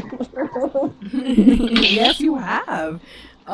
Creepy clown girl, come on, man, go on with your bad self. You know, you're the queen, you're the horde queen, for real. Horde. I'm just, She's amazing. See, like that guy. so, You're the queen of this dude. Right over here. You're his queen. That's because he's a horde There member. you go. Yo, remember, I'm right the there. prince. I'm the mascot of the server. Yes, he's the man. You're the mascot. Yes, we have a dragon, everybody. The Just so dragon you know. zombie.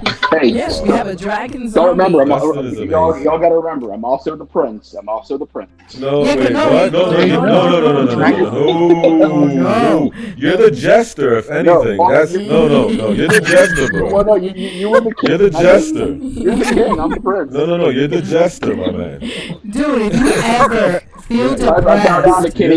you know why we say that? Because, you know, if you ever feel oh, where depressed. is Kenny's Twitter? Who?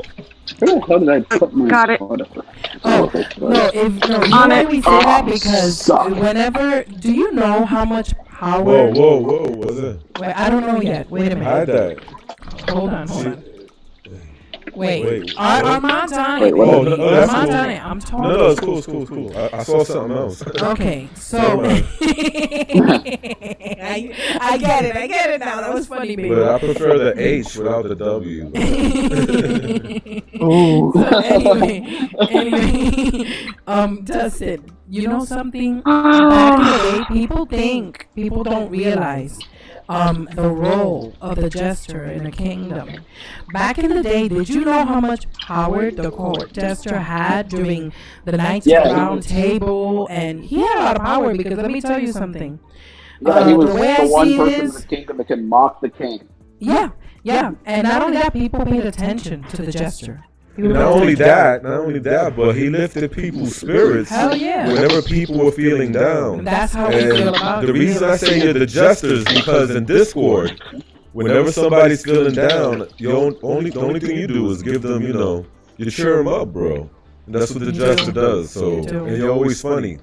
So it makes sense to me. Hell yeah. I try. Everyone in the chat, I just shared Darkwater's YouTube link. Yeah. Nice. Good. Thank you. Yeah. Okay, now who's freaking swimming in a pond? Oh, I'm doing a few dishes. Oh, that is okay. so sweet. That's awesome. I was like, who's out there fishing? I thought you were diving for clams or something. I'm at my sister's house. I'm trying to clean up a bit tonight, so I don't have to do it all tomorrow. There you go. That is There so you go. sweet. You know who does that for me? Somebody who's wonderful. The Puerto Rican Prince of Poetry, Kenny. He does dishes for me when I'm like in so much pain because I have degenerative disc disease. And sometimes when it rains or snow, and hey, we live in New England, so guess how many times a year that happens? He will sit there and do the dishes for me. He's so sweet. I love you, baby. I love you too, Mamacita. But yeah, I'm house Just sitting. shared Kim's PayPal link. Oh, thank you. You didn't have to do that. Yeah. Oh, yeah. Sure. Yeah, No. Throw them all up there. Yeah, hell yeah, we are. Let me tell you something. We are all about support, and especially when somebody is up here and you're our guest. That's what we do because you are a featured guest tonight, you know. And that's if we want this community to learn how to support each other, then that's what we have to do. We have to support each other the best ways we can. And hopefully the rest of the community will follow suit and they'll say, wait a minute, yeah, we do need to stick together. Because it really, when it comes to this community, the horror/narrator community, we're kind of like the freaking outcasts in this entire platform. Yeah, you see what they're handing out now. You gotta be careful. You might. Now I am sharing for those of you in the chat. I'm sure you figured it out, but now I am sharing the Twitter link to the narrators in the chat. She's been doing that all night, guys, like in order, like Twitter, then PayPal, and this and that. That is like, if you want to hear, if you ever hear, I'm on it, that's Creepy Clown Girl. She's always on it. She's like a mission, I'm telling you. On it. So he obviously got this out of your page from your playbook, Dezombified, but earlier today I thought it was pretty sweet when RK rated your guys' stream. Right. No, yeah, that's awesome. Before Actually, we get too sidetracked, I wanted to make sure that to see if there's any more questions that you guys wanted to ask, or if there was any more that the chat had. Let me see something. Yeah, CCG and Dustin, give Timothy some questions, damn it. Yes. Hold on. I'm right in the middle of getting ready to share the link to your Twitter. Give me 2 seconds.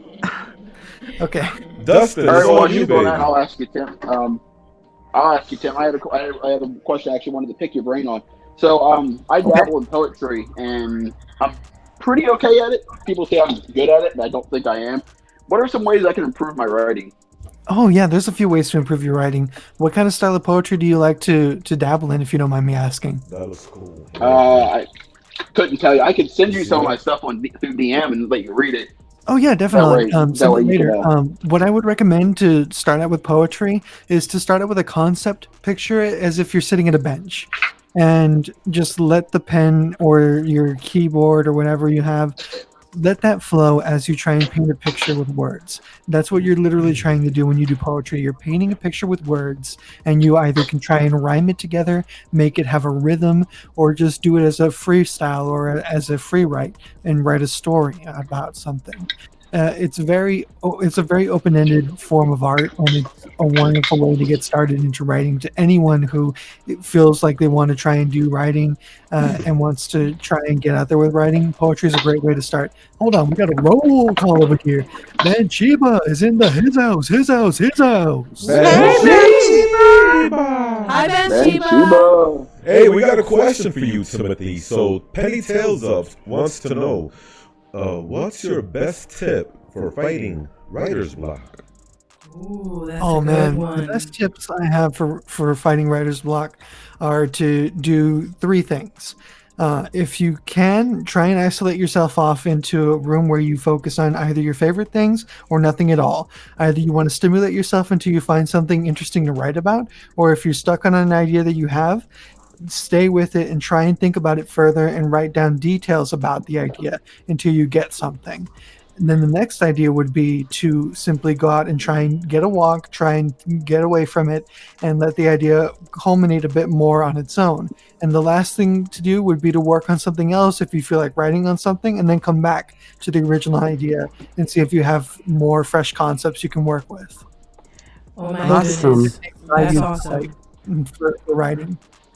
Oh, Yeah, I know one thing that helps we me got with another writer's roll block call, really good y'all. is, We got another roll call. Byron King is in the house, baby. Brian King. Oh yeah.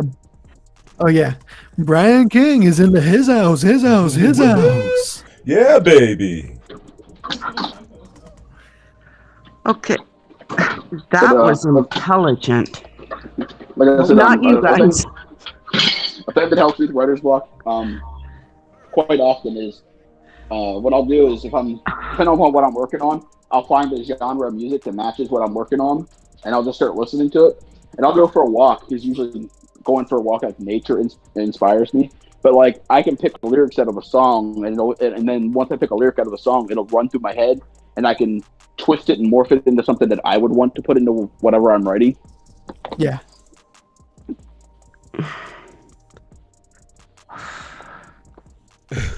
What the hell's going on? Who's breathing so heavy?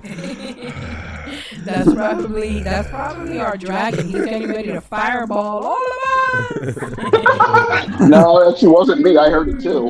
I know. I'm joking. Oh man, Byron King says that he listened to Timothy. He is his editor and his content. He can't edit to save his life. So he's here for support. Oh, well, that's so sweet, Brian King. Oh, Brian King just subscribed. Brian King just subscribed, baby. Guess what? That makes you not just a Dezomba friend, but a Horde member. So now you're part of the Z Horde. And you break the 666. Yes, so thank you, Brian. Yes. You broke our 666. We had 666 subscribers. Now we have No 667. offense, somebody might like that Thank number. you. No offense. Yeah, not me. There's your savior right there. Brian King. Maybe those who are in the To Slipknot and like the rescue. Heretic Anthem. We love everybody. Yeah, you guys are awesome. As long as you're not evil.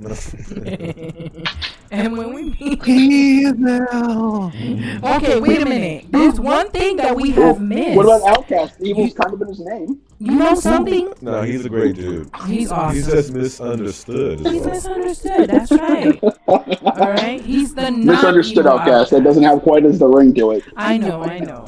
Evil sounds just so much sexier, right? That's awesome. Yo, Timothy, so we're like around the corner from 1,000 subs, and we want to release a special mega collaboration with as many of our friends as possible.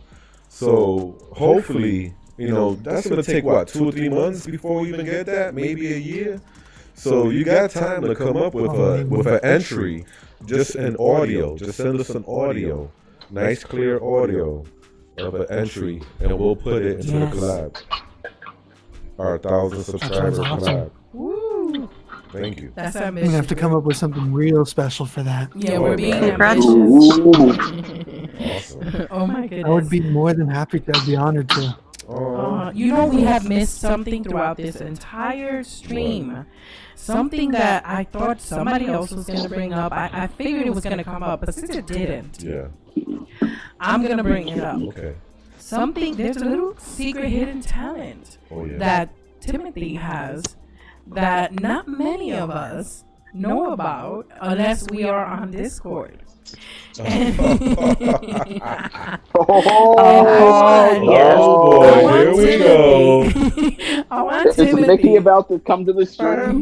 Wait. I want Timothy to see, and I'm sorry I put you on the spot. Dragon. But if you have another story to tell, Timothy, I'd like to put on our creepy story scene and have you tell a creepy story as your alter ego, Mickey Mouse.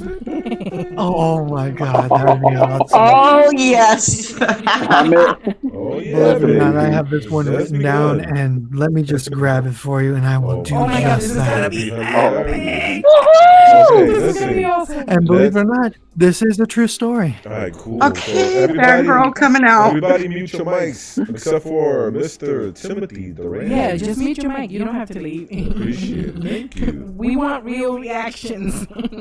That's as real as it's gonna get. Oh, that's all. This is. Oh gonna be yeah, great. this is gonna be fun. Definitely. Oh boy, time to read a story. I was once on a trip to Washington, D.C. As part of a business trip my mother had to go on for about a week, and I made the trip alongside the rest of my family. My father designed the week as a vacation for us and work for my mother. We spent most of the time visiting museums and local restaurants while we were there, but there was something off about my trip. I always felt like I was being followed. Anywhere I went, I was always there, and it was this one man watching just beyond my view. I couldn't always see him, but I knew he was there, staring at me. We were never in a place too long. We were constantly moving from museum to museum, place to place, and we were riding the metro. But when we stopped off at one of the museums, while my father was examining an exhibit on the Hope Diamond, I could see the stalker clearly, watching me just beyond a hall. He was a large man who was overweight and had a comb over. His glasses were boxy, and his lenses made his eyes appear huge. He wore a button-up and wore khakis everywhere and was now in clear view. I decided to act smart and asked my father if I could go and find a restroom and make sure to weave my way through the crowd. I went in there to wash off my hands and hid in one of the stalls as I felt the man approach. I heard him knock outside of the bathroom door. I asked him if there was anything in there, and he proceeded to knock harder and asked if he told me he knew that I was in there. He began to describe my appearance in every detail, from my shirt all the way down to my colors and my shoelaces. He told me that he knew who I was and was coming to take me with him.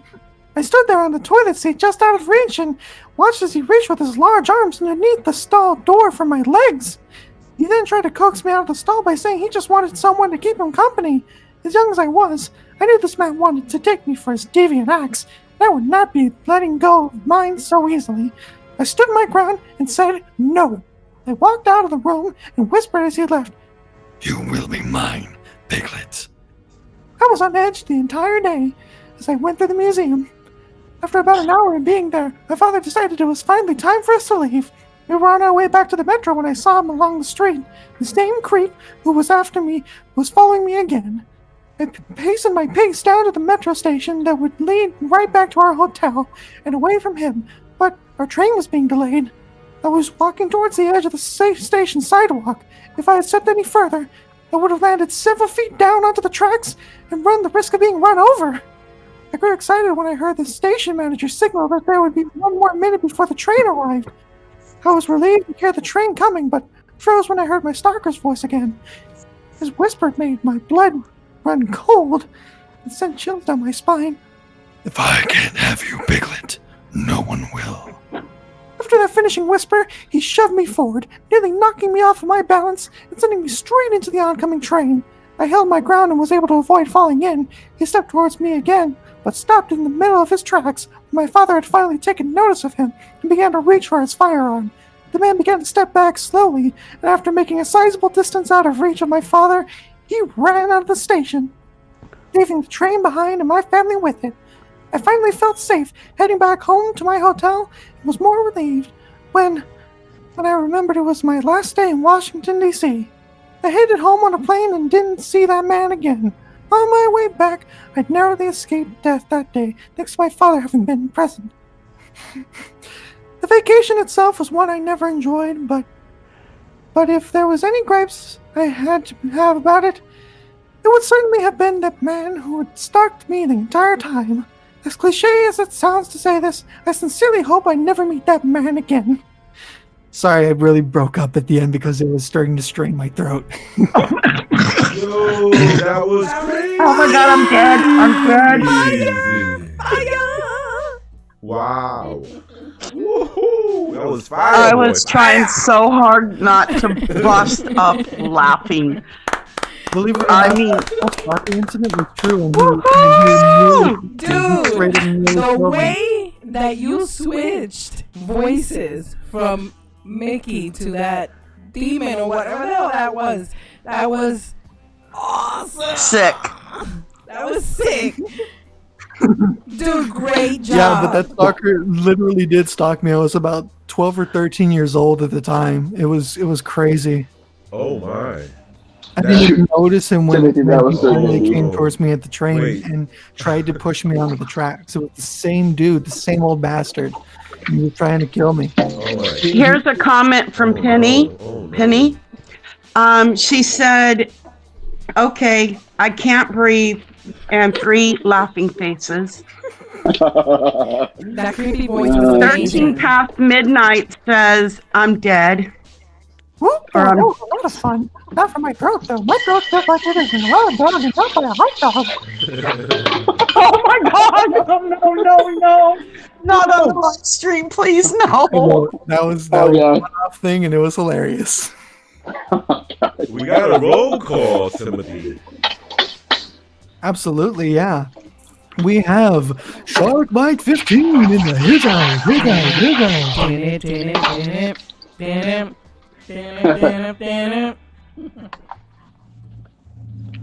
Oh man, like I don't even know what to say. How the hell are we gonna follow that, baby? Oh, we're just chilling. We're just chilling right here. But Josie Kitty said she wanted to share a link. I don't know what that's about. Share whatever link you want, girl.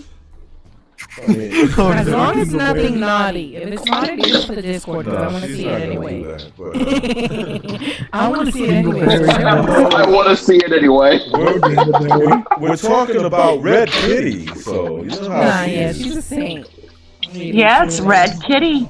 Yeah. I came up with that one. What? She came up with that one. Creepy I Clown came Girl. up with that one. Actually, I did. No, Creepy Clown Girl Oh. is like the person to go Actually, to. I did that. Oh, you did? Yeah. Oh yeah, okay. Just anyway. No, it's funny because Creepy Clown Girl always has like nicknames that she gives to things. You want to find a catchy name for like a new channel you're planning on starting? Definitely go to Creepy Clown Girl. Definitely. You want to find like a new nickname for yourself or your Discord? Talk to Creepy Clown Girl, and she will name like sections for your text channels and stuff that you may have. Like she just comes up with. She's the one who came up with Z-Horde actually. Yeah. Because we were leaning towards the zombie horde, and she said the Z-Horde. I'm like, all right, fine, we'll just stick with that. You know, and That's it awesome. worked out.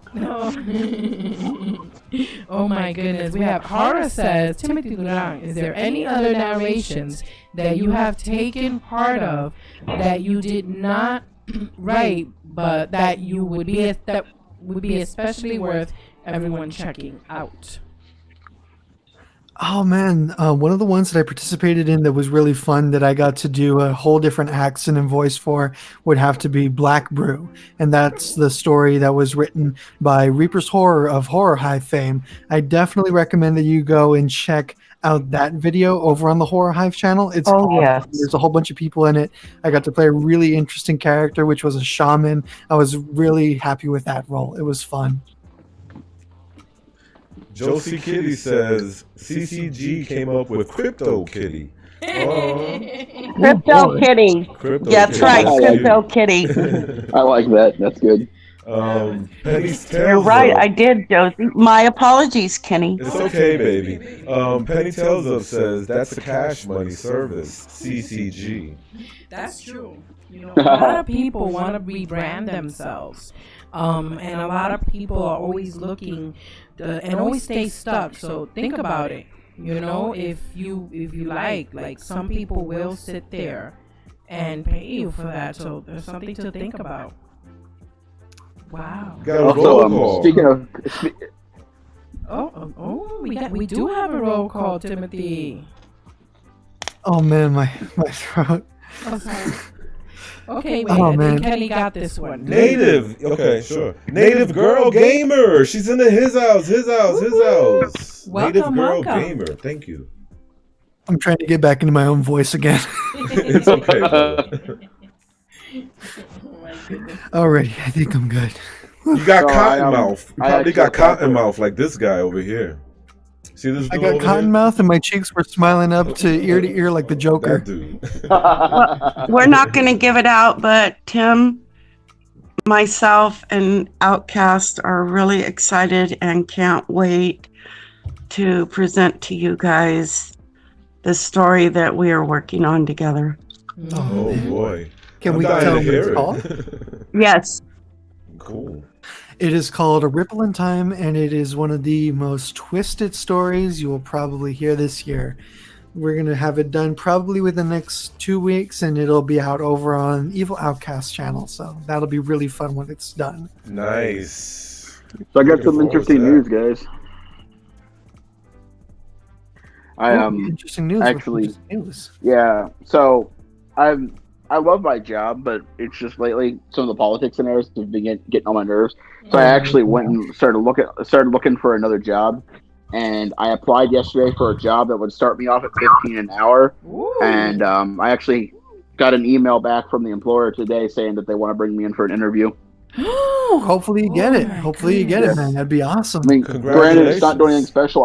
I'd actually be delivering pizzas for Domino's, but I can't turn down a job where it's like $15 an hour with tips plus mileage. That's not bad at all. That's not bad, honestly. Especially from where I'm from in Texas, where we have a minimum wage of $7.25 an hour. That is not bad at all.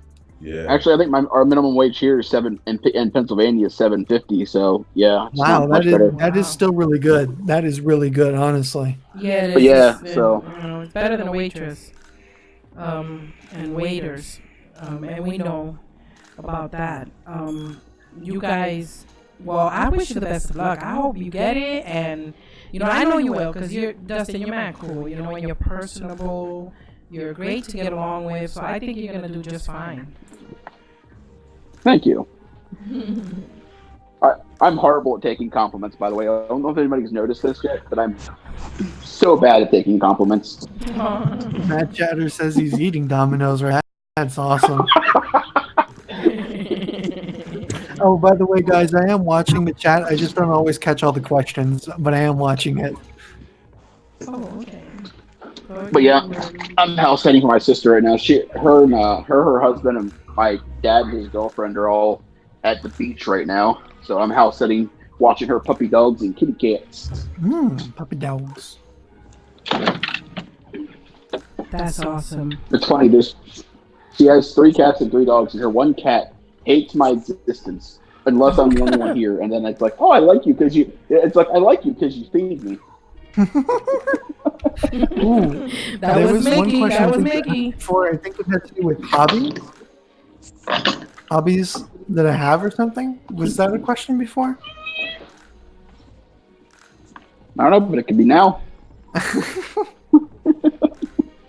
I thought it was Kenny who had asked about the hobbies I have. Oh, yes. Yeah, we did. We asked about your hobbies and stuff like that. We did. Yeah, I remember that there was one that I said I wanted to do. And there was another one I want to do, but I don't know if I'll get the chance to. I eventually want to try and keep either scorpions or tarantulas as an exotic pet, like have 2 or 3 of them on a shelf. That's awesome.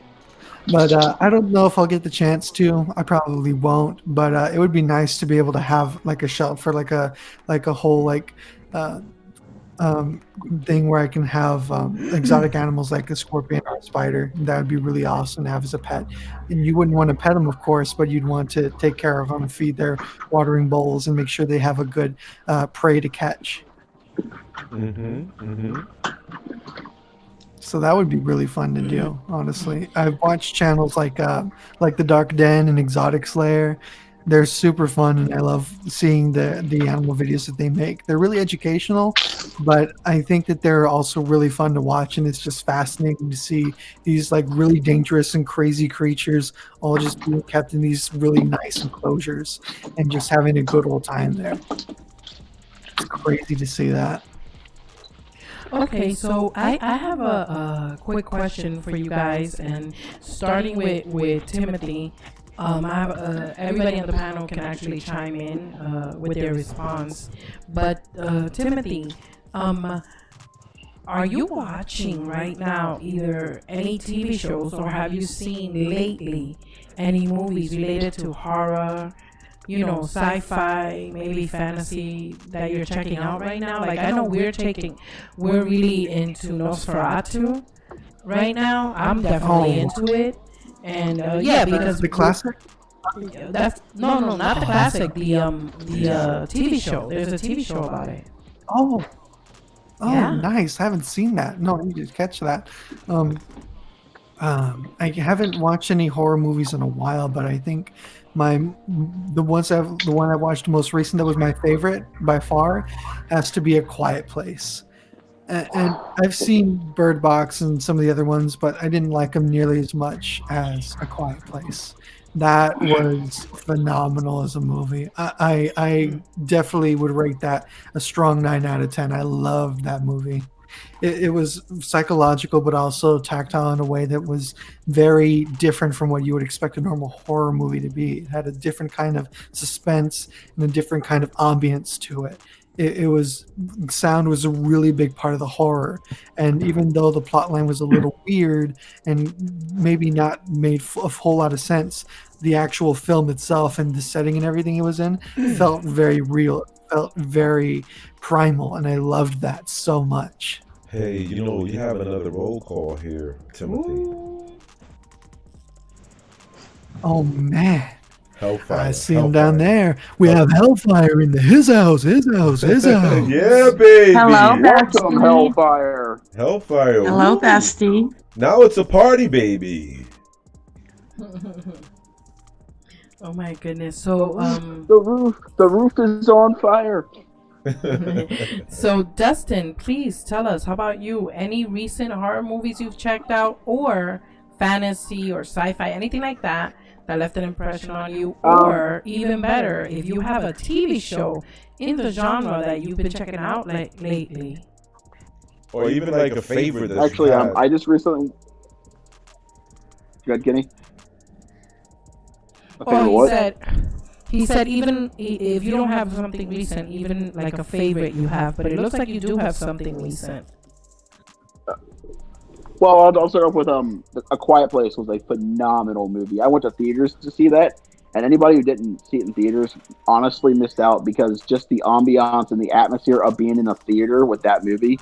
I watched it at home, and it lost a lot of the effect for me, honestly. Yeah. But I went to see the movie Crawl, which is the movie about the Category 5 hurricane that hit Florida. Right before I went to Florida, and then like the giant crocodiles came in and started like attacking people in the town as the water rose. Oh my God. Movies like that freak me out, because anything that could feasibly happen is scary to me. Like The Hills Have Eyes. That movie horrifies me, because cannibals in the desert could happen. But I just, like, other than Crawl, I actually watched on Amazon Prime. I was at my sister's house, and she has Prime. It's called The Boys. Yeah, that's good. I'm watching that. Everybody who has, oh my God, that show is amazing. Did you see Everybody the whole doesn't thing? know what it is. Did you It's see the like whole thing? 29. Oh yeah, I watched the whole thing. Okay, well, don't give me spoilers. Don't give me spoilers. But that baby, the baby scene was epic. Oh, dude, the baby scene. That was so awesome. good. But yeah, for anybody who doesn't know it, it's like, it takes place in 2019, and superheroes are very prevalent. They are endorsed by like Nike, and then there's like a bunch of movies, and it's a corporately owned business. Saving people is literally a corporate owned business. So on the outside looking in, all you see is these superheroes who are super stand up nice people. On the inside looking out, they're utter jerks. They're horrible, horrible people. But it's so funny. And honestly, if you think about it, if somebody had superpowers, that's kind of how they would look at us. They would think us like, oh, I can make money off of saving you, but that's all you're worth. Yep. I agree. That is true. What about you, Creepy Clown Girl? Like, do you have any recent TV shows you've been watching lately that related to the genre, or even movie or anything? Yeah, or your favorite? I haven't really watched any TV shows or TV recently, but I did recently, about a month ago, watch the movie The Nun. And it was okay. It was okay, but I would have to go back a long time. Yeah. And I would say the one movie that has left an impact on me is called My Sister's Keeper. And that movie is talking about this boy that ends up having cancer. And I believe the girl did or didn't, but they end up falling in love with each other. And I believe he ended up dying, but that's all I'm going to say about it. But if none of you have seen it, you have to watch My Sister's Keeper. I know it's not a horror movie, but if I had to go with horror, I'm going to have to go back to Silence of the Lambs. Mm-hmm. That's a good classic. Always a classic. It rubs the lotion on I your skin, love or else anything with you can- Anthony Hopkins in it. And I would say Silence, as far as horror, back when horror movies were actually horror movies, well, I would have to say Silence of the Lambs and The Shining. Oh, The Oh my Shining is so gosh. good too. I also love Ringu, the original Japanese rendition of The Ring. Oh yeah, that Oh, was that's amazing. scary. Oh, and the original It with Tim Curry in it. Oh, that one's good too. Oh yeah. Yeah. We love that movie. Hey, Rainer, I have a quick question for you. All right. Sure. So what do you think are some common misconceptions, okay, about our community, the horror/narrative community? What would you say misconceptions are concerning that? Oh, there's three main misconceptions with this community, and they always pop up one way or the other. It's either one, they think that we're all a bunch of rejects of society that don't get along with people and don't have any friends or something. Two, they think that it's all full of drama and that it's nothing but drama. And then three, they all think that we're all demonic worshippers or all believe in the demonic or everything, when none of that is really the case. My goodness, you just read my mind, because I was going to say that, but it's so true. The very last point you made is so true. And this is totally, how do you call it? This is totally a big misconception, because people don't realize just how many actually faith-based people actually do horror and do narrations, hear scary stories and all that on YouTube. You know, like us included, we're Christians, but we like the horror community. We think you guys are pretty cool. So, you know, this is our crew, this is our people. Well, I've been into the horror community personally before the Christian community. I'm gonna be honest with you. Yep. I was into horror way before anything like that. Yeah. And you know what? Just because I picked a certain faith doesn't mean I gotta stop liking it. It doesn't mean that, you know, we're like, however you want to paint this. Yeah, no, that's true. You're right, ridiculous. because I said this the other night. If I like a freaking a hamburger, I'm not the hamburger. I don't need to be the hamburger to like a hamburger. yes. I don't need to be a fisherman to like shrimps and lobsters. This is ridiculous. Dude, there's like, 'cause my background. I'm sorry, Dustin. I'm gonna get back to you in a second, but You're I good. really wanted to hit on this nerve because. Wait, but Byron King wants to know if he could jump in for a minute. What do you think, Timothy? I think that would be fine. Yeah, Okay, so do you have him on Twitter? Because we don't. I do. Okay, send him a link. Yeah. But listen, I did want to touch on that because for the simple reason that is so true what you just said, because you know what, half of my actual family members that are actually like blood relatives of mine, they're all like praying for us and stuff, thinking that we're possessed by the devil and that this is something new for us when we've been into this for years. And it's a huge debate. Because they can't control it. No, they listen, they have these small narrow views and they don't know how to separate you know, things from one another. They just everything is either black or white. There's no gray area. And that's just the problem. People are afraid of what they don't understand. Yeah, so they tend And to if they don't demonize give it a chance, then they're going to remain afraid of what they don't understand.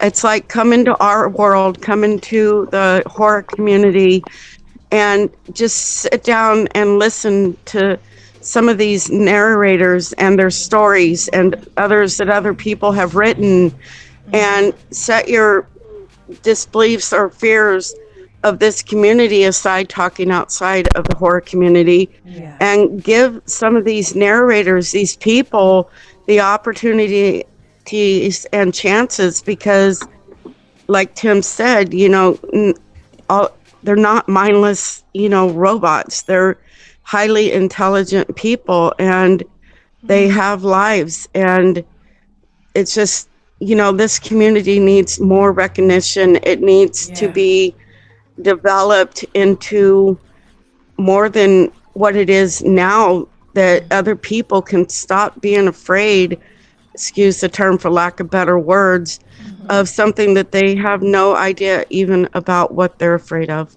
Yeah, no, and you know what's interesting? That word that you used, afraid. And I'm going to tell you why.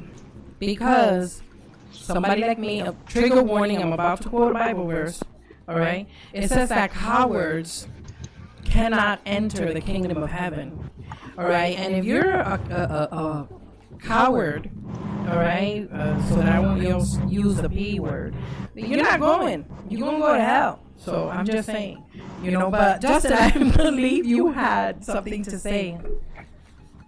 Yeah, so two things quick. Actually, I never had the conception that, like, the people in the horror community were heathens, but I was honestly genuinely surprised whenever I joined the horror community, how many people of faith were there. I'm like, I didn't think you're all devil worshipping evil people, but I also didn't realize exactly how prevalent like faith could be in the horror community. But I actually have a friend who I go to church with, and he kind of got shunned a little bit from church because he has tattoos, but his tattoos are all of, like, horror icons. Like, he has like Freddy and Jason and all these people on his, but so people kind of like shunned him a little bit because of how what kind of tattoos he had. And I always thought his tattoos were super dope, and he was a cool guy. But yeah, it's just it was surprising to me how many people like a faith could be in the community. Yeah, definitely. It's definitely something that not everybody's used to and not everyone is aware of. So it's always interesting to find out stuff like that in the community. Also, we have Brian King in his house. Hi, Brian. Hey, You know, Brian. how I came across YouTube was in 2015. I believe it was about 2 years ago, maybe 3 years ago. I had nothing to do, so I got on YouTube. Who was the first narrator I came across? Was Corpse Husband. And I watched his stories about the staircases and others, and I just found myself like immediately drawn and addicted, not only to his voice, but to his channel, to his content, to the stories, it's like, wow. And then I found Nightmare Files, and the rest is history. It just blew me away. You know, it's like, wow. Hey, you know, CCG. I did not before that know that this community existed, and I'm glad I found it. I'm glad I that have to say my introduction in the horror community, I have to say through Rainer, because I was just checking out just random stuff on YouTube, and I came across Rainer here, like just how some of the stuff went on, and I've been interested in like horror for a while, just through reading books and stuff. And Yeah, I that's used to dabble in writing dark poetry in high school, but didn't go any further than that. That's a shame. You never told me that. I wish I had read that. Oh, let's just say one of the reasons why I quit, it got so dark that they called my father, which I'll never forget this story. They called my father thinking it was a suicide letter, one of my drafts. Wow. And my father sit here like 30-45 minutes while he was at work going, no, he likes to read stuff like Poe. This is him just being normal in any stretch of the word. No, it's not a suicide letter. Come on. That's crazy. I've always been fascinated by horror. I mean, horror, anything, movies, you name it. I've been fascinated, but I've always been too terrified of it to actually partake in it too much. So, me myself, I actually got into horror, like in the horror community about 8 years ago. Mom passed away, and when she passed away, I don't know how, but I guess like I was watching like a video, and I got like a related search, and it was a Mr. Creepypasta video. So I watched it, and from there I went down the rabbit hole. Hey, that's how I got into the YouTube horror too. I was actually watching a video that he did where he was pretending to be Satan. So that's kind of how I got. Oh, dude, that video! I know the one you're talking about. That is so good. Dude, That Mr. was kind of how I Creepypasta, got onto the YouTube horror scene. Was that one video? dude, Mr. Creepypasta has like a great niche where he can do comedy horror magnificently. Oh yeah, definitely. Him and Unsettling Stories, they're crazy. I don't even want to talk about some of the stuff that they write about. I don't even know how it's even up on YouTube anymore, let alone monetized. That's crazy. I have to say, like, man, it takes a lot to freak me out because, like, when it comes to most horror, I consider most horror like a comedy. Like, Yeah. I freaked out at teachers so much they had to turn it off because they were like watching Saw after class because it was like at the end of the year, and I'm sitting here while everyone's over here freaking out. I freaked them out much more because I'm sitting here in the back laughing as certain scenarios were happening. It's like I find horror a comedy, so That's how I am now. I was not that way before. I was not that way before. Not at all. I started watching horror movies at like the age of 5, and I would like laugh at people whenever they would go run up the stairs. And I was like 6 or 7, and they'd run up the stairs away from the killer. I knew how illogical that was at like 6 or 7, and I would laugh at it. And my dad's like, my dad gave my mom a direct quote, and I quote exactly: "This boy has a 50-50 chance of becoming a sociopath later on down the road." Yeah, man.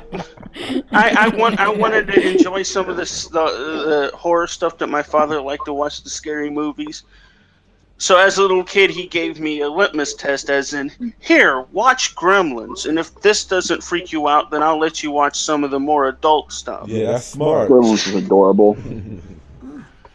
I remember being young, and watching, what was the movie Night of the Living Dead. Oh, yes. Ooh, love that movie. I remember watching that for the first time. In fact, I think that was my very first horror movie because my sister was big into it and the Rocky Horror Picture Show. But anyways, so here I am. I don't know how old I was, and I'm watching Night of the Living Dead, and I'm just screaming and thinking to myself, why are you going upstairs? It's like you watch these movies and it's like you're trapping yourself. And that's what I find funny about it, because it's a case of you hear a strange sound and anyone in their right mind go, maybe I should get out of here. But they go, no, let's go upstairs unarmed and check it out. So people always kind of laugh at me. Oh man! So people always kind of laugh at me when I tell them this movie. It's the first movie that freaked me out, and to this day, I still get freaked out by it. It's Children of the Corn. Ooh. That movie scares the holy hell out of me, and I don't know what it is about creepy. it. Kids are creeps. They're like little creeps running around and stuff. They're creepy. But I Creepily deeply. But I also live near cornfields. Like everywhere around me, there's cornfields. Oh, I can picture that scenario. Oh my god, I can picture that scenario. But the music, and the intro music to that movie, I can't even hear it without my heart starting to race. That music in its own right is super creepy. Well, here every year at Halloween, we have this place called Fear Farm. Okay, now I'm confused. They had the corn maze, but before I get to the corn maze, there's the asylum. Okay, I can do this. I can hang, right? Oh, hell no, I couldn't. I go through this, and I'm getting curious, because I love Halloween. I love anything horror. And we get into the meat shop, the meat room, where the butcher. Anyways, I see all these fun props on this bed, and I thought the guy standing there was a freaking statue, right? And then my friend goes, Trish. And I go, what? And I turned around, and he raises up the cleaver. And I screamed, and I went running through this hole in the wall. And all of a sudden, this girl stops me. I'm already freaked out, and she's got this headless doll. And she goes, "Do you want to come play with me? Do you want to hold my dolly? She wants to play with you. Don't be afraid of her." I thought, oh, hell no. I ran out of there so fast, and my friend told me that that the people behind us, I guess they told him to tell me that thank you that I made their night because Oh my God! because of the way I reacted. Oh man, that brings me back. It was a couple years ago. I decided to, hey, I'll help out this haunted trail because a friend of mine was doing it, so they were short on help. So I went, okay, fine, I'll help. The funniest part where they went, you know what? We need an extra clown. Would you like to do it? I went, okay, cool. So I got this clown outfit on. My hair is pretty long, about as long as it is now. So I combed it up over my face. And as people come by, here I am, air horning ready as they come up. Come and play with me. And oh man, dude, I would have knocked you out. So guys, let's just say someone almost did, but yeah, because one of the things I did is as they got from our part, I snuck up behind them, tooted the horn a couple times, and then when they did the curve around thinking they were safe, oh, you don't want to play? Well, play with my minions. And like 3 or 4 other clowns run from the woods towards them. So guys, I got some fun stories. So people at haunted attractions cannot handle me. Like the employees, they physically cannot handle me because I've been my whole life. My dad kind of like we had a small park and we had like a little mini attraction, and my dad would chase us around with chainsaws, and I would know it was him, so I would literally just scare the other kids. But now, so anytime at an attraction, anybody with a chainsaw will come running at me, I'll just stand my ground, go, "Daddy," and they're like, "I'm not your daddy." I'm like, "Daddy, it's really you. Give me a hug. It's been forever." And then it takes every fiber of their being not to laugh at me. But Cece, whatever you said about the girl with the headless doll, and you want to hold my dolly, dude. I went to one of those, and there was a girl, and she had exact same scenario. Headless doll asked me if she wanted to hold my dolly. I looked at my sister. I looked back at her. I'm like, "Sure, let's go. It sounds like fun." And the girl, like, she couldn't even hold it. She just started to laugh. And she's like, "You're the first person in the history ever that's acted like that." I'm like, "Well, it sounds like fun. I wonder if they had them dolls. Let's do it." No. You weren't there. Trust me, this shit was scary. Oh, no, and one other time, I was, what was it, 85, so I would have been 13 or 14. My friend Joe and April decided, hey, let's take her to a haunted attraction. And it was a giant pier. I don't remember the name of it. We're going along, and I'm getting kind of jumpy until we get to where they're selling the body parts. Which wasn't too bad because it opens up and and there's a counter and there's people back there chopping up body parts, and they go, "Would you like to buy a brain? Perhaps a heart? I know. I've got a kidney for you." I want to. And I just freaked out, and all of a sudden I backed up or I went forward to the door to try to get out. And all of a sudden I ran headlong right into somebody, and I looked up and I just screamed and screamed because it was Michael Myers and he was holding up the knife. So I go running, trying to get out of here. And the true story, I go and I end up running right into Michael Myers. Jason. And I freaked the hell out. There was nowhere to go. So I ended up in the corner, cowering down, screaming at the top of my lungs while Jason and Michael was cornering me. And I opened my eyes long enough, and I remember crawling between them. and I darted out, and just as I got out of the room, somebody jumps out of a coffin. I don't remember much after that. Oh, Oh my God. If it was me, What, Tim? Guys, That is fun. there is a question in the chat, and I don't want to look it over, and it's by Shark Bite, and he asked what we all think about the Zombieland 2 trailer. I really love it, and I already want to see it. I want to see Zombieland 2. Oh, yes. I want to see it too. For years. Oh, man. I've been waiting for Zombieland 2 yeah. since Zombieland 1 came out. Oh, man. I really, But, really have you want guys- to see Zombieland 2. Have you guys seen Hellfest? Oh, no, I haven't. Not yet. Dude, that movie was dope. I loved that movie.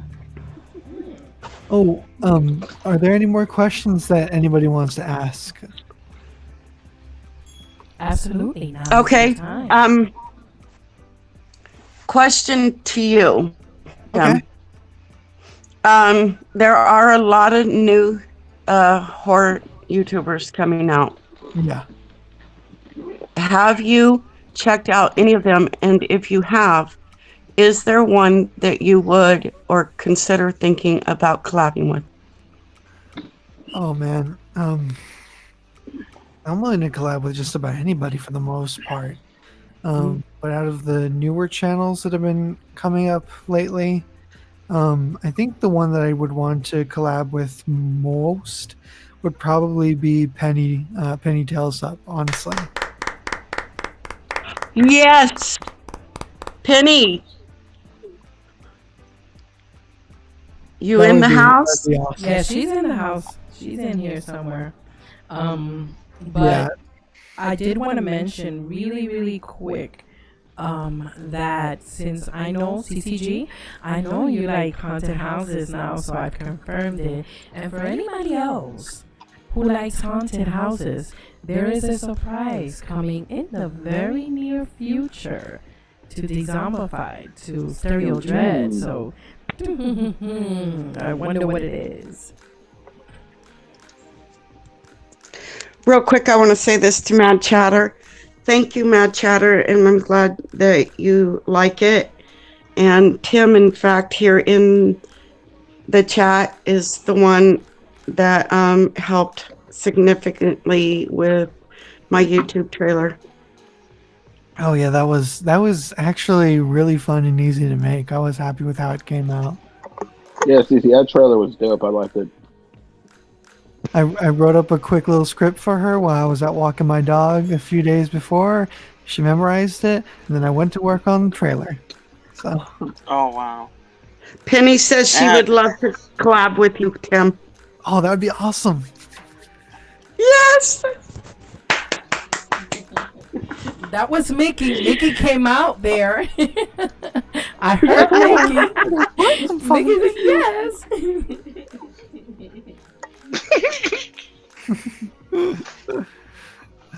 I'm so used to calling Brian Full Metal Joker. That's why I hadn't said his name for a while, because I'm used to calling him Joker.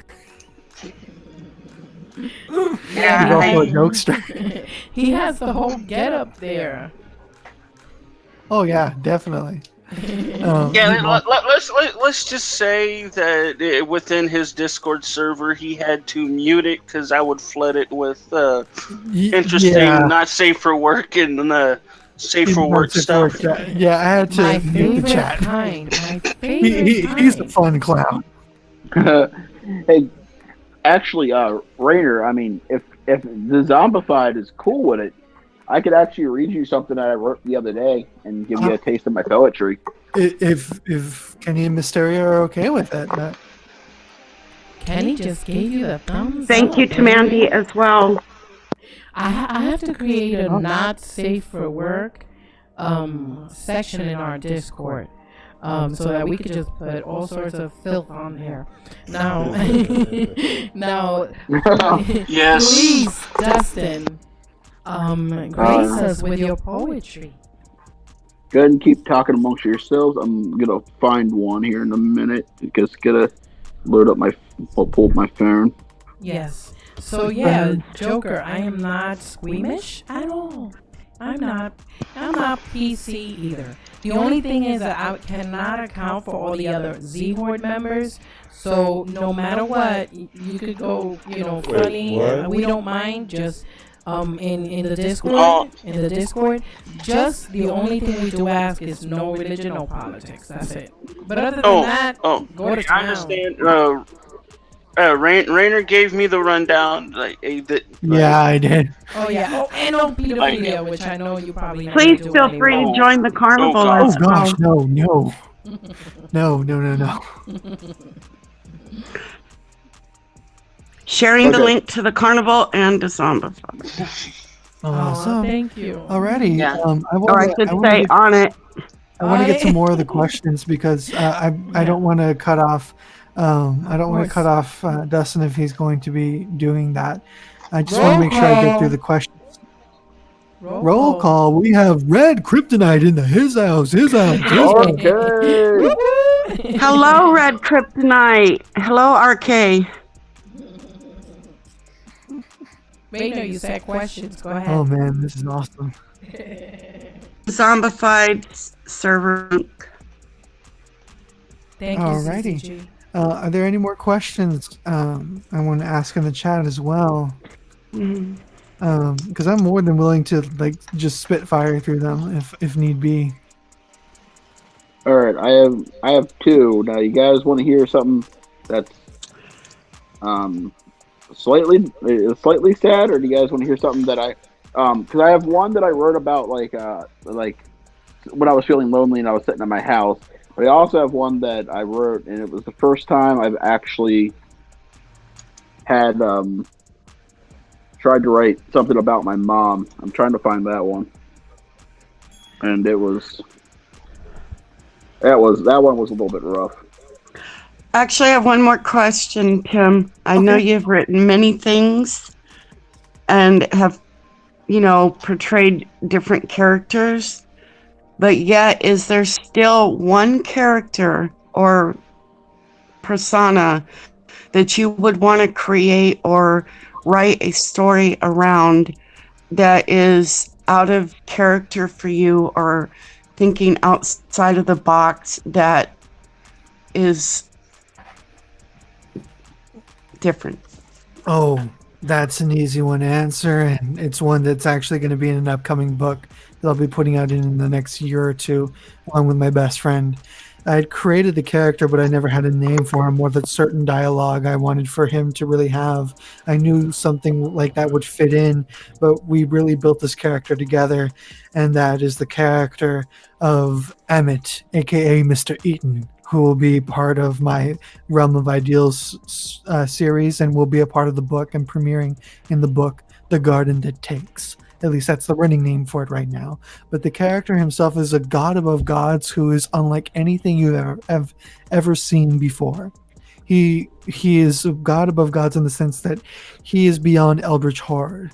He is beyond the beyond in that sense. Yet he is limited in the multiverse in which he gets trapped in when trying to find another way to satiate his cravings.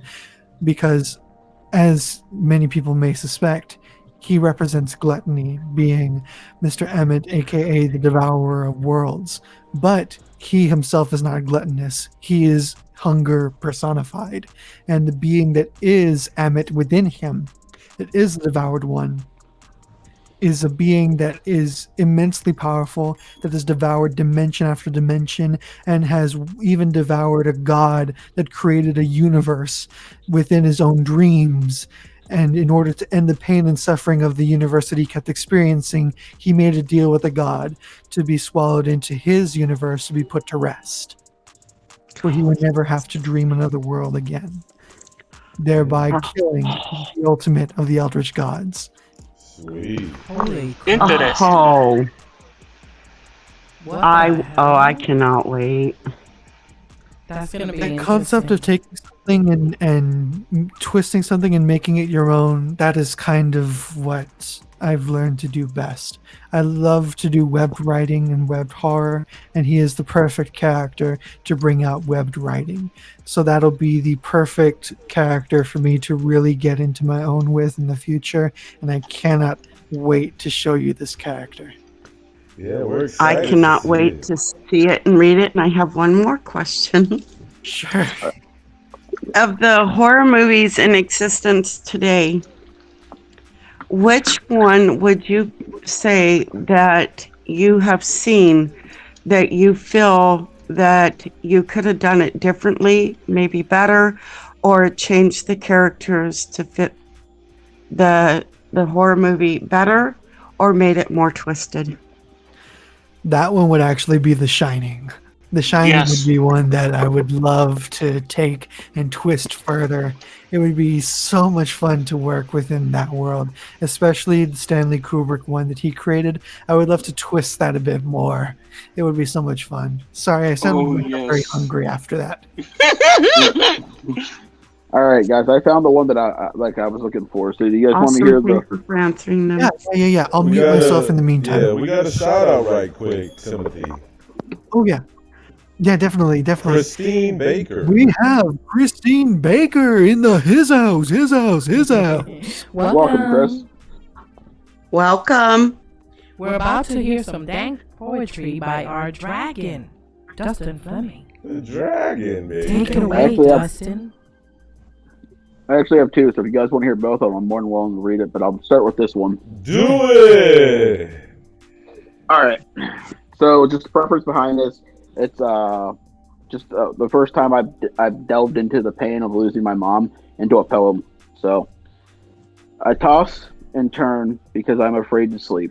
Sleep is easy for those who have not experienced true tragedy. She left in the bite of the early morning. The dew of the morning was still fading. She was traveling to a destination to see her creator, but alas, she never made it. Her most cherished possession was lying in a bed, sleeping and dreaming of his worst dread. While he was carrying out his daily duties, his father delivered the final blow. In a world shaken, his heart destroyed, he didn't know how to proceed. Life was impossible. It would never be the same.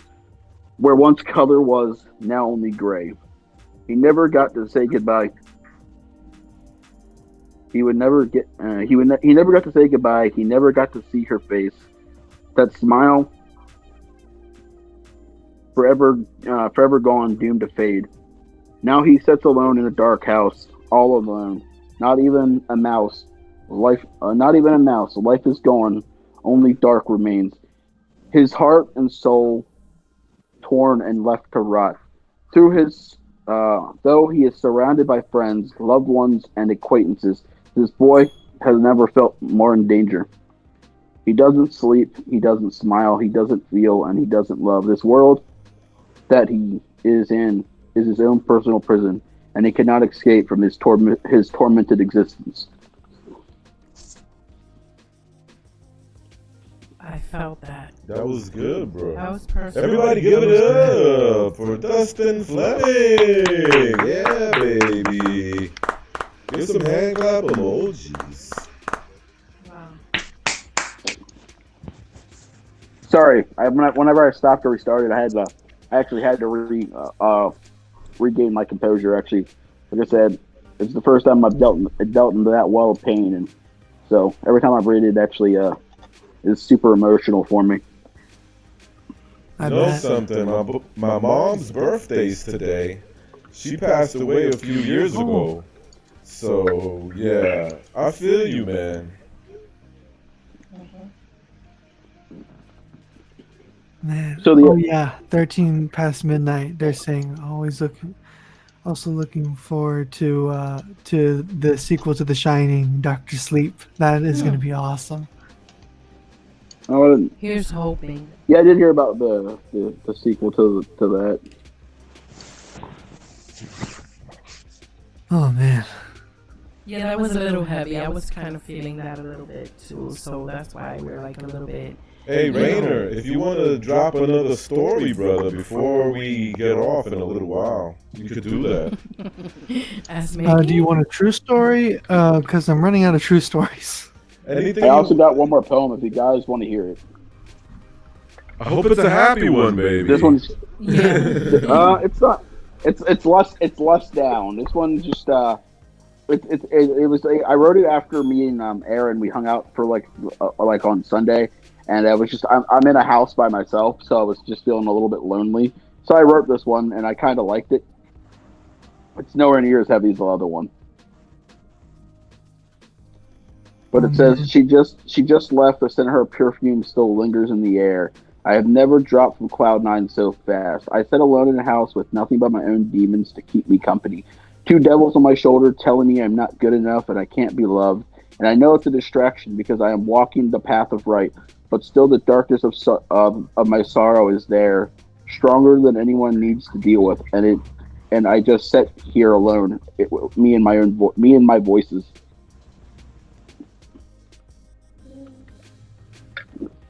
But that's it. That's that one. That's like I said. That's very deep. That's good. Do you want Very good. Do you want a short story? Yeah, why not? Love to hear another story from you, Rainer. We always love hearing from you, Rainer. I'm gonna go with one of the ones that I put out a little while back. Okay. It's called Dawn of the Fallen, and it's very twisted. Go for it. Alrighty, here we go. My life. What could one make of my life? Living each passing day out here amongst the trees is not exactly the life I would have chosen, yet my circumstances will not allow me any other position. Every day I maintain my location out amongst nature, soaking in the rays of the sun, basking in the heat, trying to forget the sorrow and fear I felt every time that night would fall. For when the sun would set, the monsters of the night were unleashed. The spirits of these long forgotten would roam the land, searching out those who might be able to free them from their prison within the wilderness. And those who come to this place will meet a similar fate. The latest of the tragedies happened just the night prior. I remained in the thicket, as I always do and always have. The night was slow to arrive, as it was in the midst of the summer. The fires in the distance would be lit ablaze by the camp counselors who would run a summer camp for teenagers just up the hill away from where I was. But once every full moon, they would come out to one of the tree stumps near I would stay and would have a campfire. A campfire in a fire pit they made from stones. They would spend the night out in tents and would stay around the fire into the darkest hours of the night, telling each other scary stories.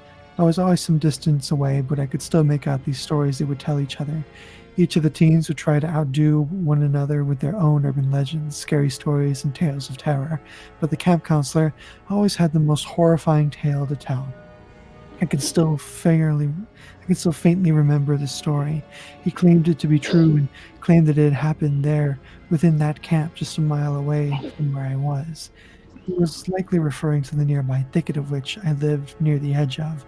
The image is hard to make out from where I was at, but I would often see them try to scare each other when their stories would falter by jumping out at important moments in an attempt to scare one another. This tactic always tended to cause more laughter than it did fear. I would see this and attempt laughter, but always found myself silent in observation. I wanted nothing more than to fit in with people again, but was always reminded after one of those events would end why I should never want to be a part of these gatherings. As the night would wear on and the others would head back to their camp, one would always stay behind with the captain, and then he would take advantage of them. Swiftly, they would be found on their backs, their clothes being stripped from their bodies, and soon they would find themselves being violated by the man. This man that they had trusted since their arrival, trusted to protect them. It was always so violent, so ruthless, and when he was done, he would take out his large hunting knife and begin murderous rampage upon their shrieking and frantic bodies. One large slash across their neck and a firm hand over their mouth were often just enough to do them in and finish off the life that they would never live. All of these experiences that they would have had if they had just not gone to the gathering, gone forever. Their bodies were always placed in a similar fashion throughout the thicket. He would find a small spot, chop up their bodies, dig a large hole, and drop their bodies in. He would then place several seeds over their remains and bury everything beneath the soil. He continued this process over and over again, summer after summer. It was nearly endless how many times he would do this. As each summer would pass, he would find another teenager to target. He would then take advantage of them and would brutally murder them and hide their bodies. All of this was done while I was forced to sit here, helpless. Every time I saw this done, every time I see this done, it tears me apart. But there are no tears to wipe, as I cannot cry, and no hands with which to hide my face, as no one who is willing to end my suffering. For I am but a lonely soul, trapped within the life force, within one of these trees he planted, first to arrive, and hopefully one day, first to shrivel up and finally be released. I was the first to be planted here, after having been murdered by my camp counselor. He arrived from another camp some years back. Everyone thought he was fun and interesting, but there was always something kind of off about him. I should have trusted my instincts back then. I would still have my life, my friends, my family, but now I'm stuck out here, trapped within the bark of this tree, able to watch on and do nothing. Mr. Newell, why would you do something like this? Why would you do this to me? To us? I'm not the only one trapped out here. They're souls. I can feel them through the breeze, and the fruit that comes off of our branches, you eat it and feed off of our energy, our very existence. Why would you wish such agony upon us, you monster? One day, your life will end, but the lives you took and planted in this field, this thicket, will live on past you. Within the dawn of the fallen, the souls you long harbored within this thicket will live on in misery for another lifetime. Whoa, that was awesome. Guys, come on. Yes. Timothy Whoa. Duran. Yes. Always. Great As always. job. Yo, Oh Rainer, my Of course. God. that Beautiful. was sick, bro. That was beautiful. Absolutely. That's That you know was what? great. That is. That was epic. Absolutely. Absolutely. That How is- did you come up with that one? Yeah. I happened to be thinking of campfire stories, and I had written another story with the character Mr. Newell in it, called Trail of Teeth, and he was a murderous camp counselor, and I decided to extend the story further and have it be like one of those stories. It was a creepypasta where there was a story being written from the perspective of a dog, and you didn't know until the end. And then this one, I decided to do it like that, but with a tree in the camping area, and you didn't know until the very end that he was a tree and that he was a victim of Mr. Newell, of the camp counselor. Awesome. That's awesome. You guys. Bloody brilliant. Oh yeah, absolutely. And on that note, that is the perfect note to end the panel, because that was great, and we want to go out with a bang. We want to go out strong because we're ending the show in about 8 minutes. So, creepy Well, Clown thank Girl. you for having me on again. Sorry, go ahead, Mr. No, I just actually, that's what I was gonna say. I was gonna say thank you for being here. Actually, thank you for that. We appreciate it. And Justin, thank you as always, brother. You always, Thank you. put a smile on our face. Or my poetry, I make you guys cry. I mean, I'm multi-talented apparently. That's okay. You'll make up for it later. But as always, guys, thank you so much for having me on, letting me read my poetry. I always love sharing my stuff with you guys. You're awesome. Awesome. Thank you. They are. They really are. Yes. Okay, so the last person that we're gonna say goodbye to is going to be Timothy. I'd like you to let everybody know where they can always reach out to you. I guess Twitter is the best one we have for you, but tell them where to find you. You can always reach out to me on Twitter through my email of justask2015@gmail.com, or on Discord or on Facebook. I usually respond pretty quickly to people. As far as what I'm doing next, it's just going to be books and videos from here, and the sky's the limit as to what's coming next. But I can tell you right now, if I can live a long life, it's going to be a very exciting one. Amen. Yes. To that. Amen. Amen to that. I love that. That's awesome. Thank you for dropping in, Dustin Fleming and CCG. Big shout out to you, Timothy Duran, for all this wonderful stories you shared with us. this evening. And thank Mickey too. Yeah, Mickey Mouse, no doubt. Thank you, Mickey Mouse. Oh, Yes, shucks. thank you, Mickey. Oh, And don't forget, we also have what was it, Brian? Oh man, Oh, yeah. you can just Brian's call here. me He's been so Joker, quiet. Full Metal He's- Joker. he's been so quiet. Yeah, over he here. is quiet. Yeah, thank you, Joker. Thank you for popping in. Yeah. Yeah, no problem. Hey, I came to see Timothy, but stayed for the good time. Oh, yeah. Fantastic. Scary stories, good times. Thank That's you. our motto. It's right on our banner, you know. Okay. You guys are amazing and awesome. Oh. Congratulations to you. Congratulations to Tim. And congratulations to everyone on your successes now and those in the future. Thank you, Right. sweetie. Really appreciate that. Awesome. So you guys, thank you for being here. And I will catch you guys in the Discord after party if you guys go. See you guys in a bit, okay? Toodles. See you in the after party. Yep, CCG out. I'll catch you guys in the after party. Love you all. You're awesome. We love you Bye-bye. guys too. Thank you. Bye. That was awesome. Yeah, that was great to see all of our friends just hanging out with us, you know, in the panel. Definitely having Timothy hang out here with us and telling us a little bit more about himself and allowing Mickey Mouse to narrate one of his short stories. That was fun. I gotta say, Yeah, it that was the was. highlight of the evening today. Thank you. Yeah, that really made my night, bro.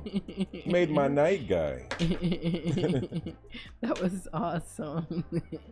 I don't have enough laughter for that because that was too funny. I think I tired myself out laughing because I was hilarious, man. I muted our mic, but I don't know if you heard us or not, but I was cracking Oh up. man, we were cracking up. And I tried to be quiet. I was laughing into my pillow. It was too funny. So and not only that is that you're trying to get all, you know, serious because it's supposed to be a scary story, but it's Mickey Mouse. So that was funny. So That was great. all right, Timothy. Well, we We'll got a talk to busy you later on night. Discord, right? Yeah, that's Tim? right. Yeah, definitely. All All right, right. everybody, Thank you give so him much a for having me. Warm applause to Tim. Yeah, some hand clap emojis. Hey Tim, was this the best interview you've been on today? Oh, absolutely. Without a doubt. All right, yay! That's what we like to hear. Awesome. Thank you. Oh man, have a good night, Without Timothy. a shroud out of my mind. Good night, Tim. Good night, bro. Bye. Toodles. Bye. Awesome. Oh goodness, that was fun. Wow, what a night. Oh my god, it was great. You know, Yeah. I gotta get into tomorrow. Don't forget, guys, we're gonna have Nightmare Files tomorrow. Miss Stereo, if you could bring up the Google Calendar so I could let these beautiful people know what's going on. Oh sure, absolutely. Bring it up for me so I could just Okay, see I'll it, find it in a know. minute. So yeah, For Nightmare next week. Files, right? Yeah, tomorrow's Nightmare Files. That's gonna be also amazing. I have no question in my mind. It's gonna be amazing. Okay, well, I'm trying. But let's go to the find it. Google Calendar, sweetie. Oh, the calendar. Yeah, so I could tell these beautiful people what to expect next week. Okay. Yeah, just hit that Yeah, calendar, let's see. baby. I'm trying. Let's see how So that far, works. let me see who we got. I think Mad Chatter is on Monday. Really? Right? The Mad Chatter, I believe, is on Monday.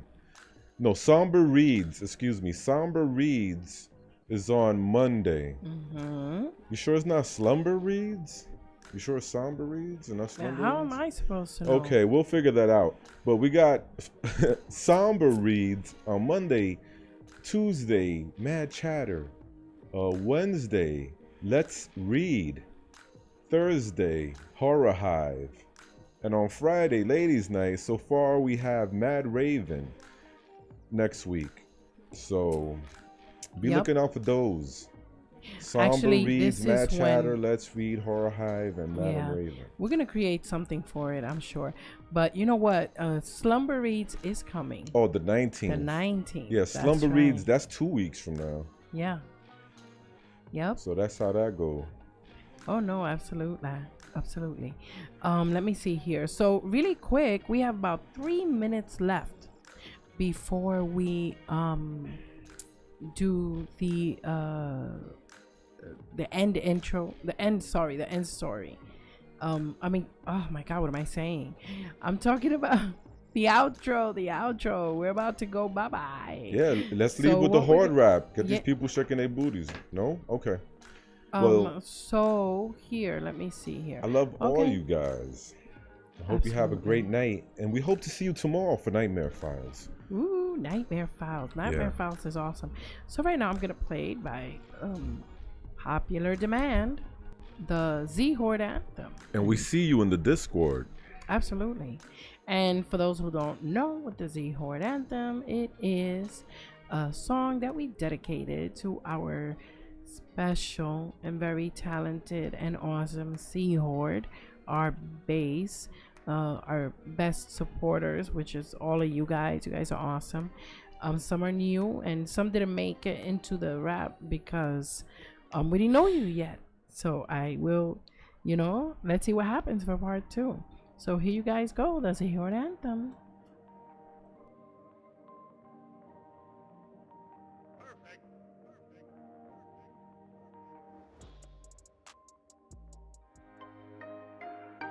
This one goes out to all you Dezomba friends, the Z Horde. We want you to know just how much we love you. Shout out to Ophelia Noctis, creepy clown girl, dark carnival got this. A look on nightmare, it's so amazing. Puerto Rican Jose's entertaining. Dark waters, dog man is twisted. Asia 1994, really gifted. Dustin Flemings, stronger than the rock. Hellfire's out here making everything hot. Yeah, Braden 23 of is a G. We're kryptonites down, kid, he's family. Now there are times when we all need gore. Danny Martians in the house, never know what's in store. Mandy Mortem is legit and a queen. Gothic Rose enchanting, she's on the scene. 13 past midnight, things that go bump in the night. Gory B, horror addicts are out of sight. Big ups to the late horror show. Emily's Adventures in Horrorland, here we go. And you know we gotta keep them dice rolling. MD Who Entertainment, she's been chosen. Give it up for the evil outcast. Swedish mom is dope, yo, you know she got class. So if you get bad vibes from storytelling, then these monsters in my mind will leave you yelling. You see, we all about hearing stranger stories on the creeps. So sweet, she really got love for me. Penny tails up, narrating for the win. Queenie Todd, they amazing, but real dark and grim. Dementor centaurs, flickathon, swamp dwellers. Scolded 22, they be our fellas. Anime Tome, time he lives, our fantastic panic deep. Paranormal history, great graphics. What's up, Bullet Greedia? I meant CP. I'm gonna get so bent with nefarious TV. Slumber Reads, Art of Morbid, Cap 7, truly salmon. And we can never forget about Karen. Karen. Karen. Karen. Karen.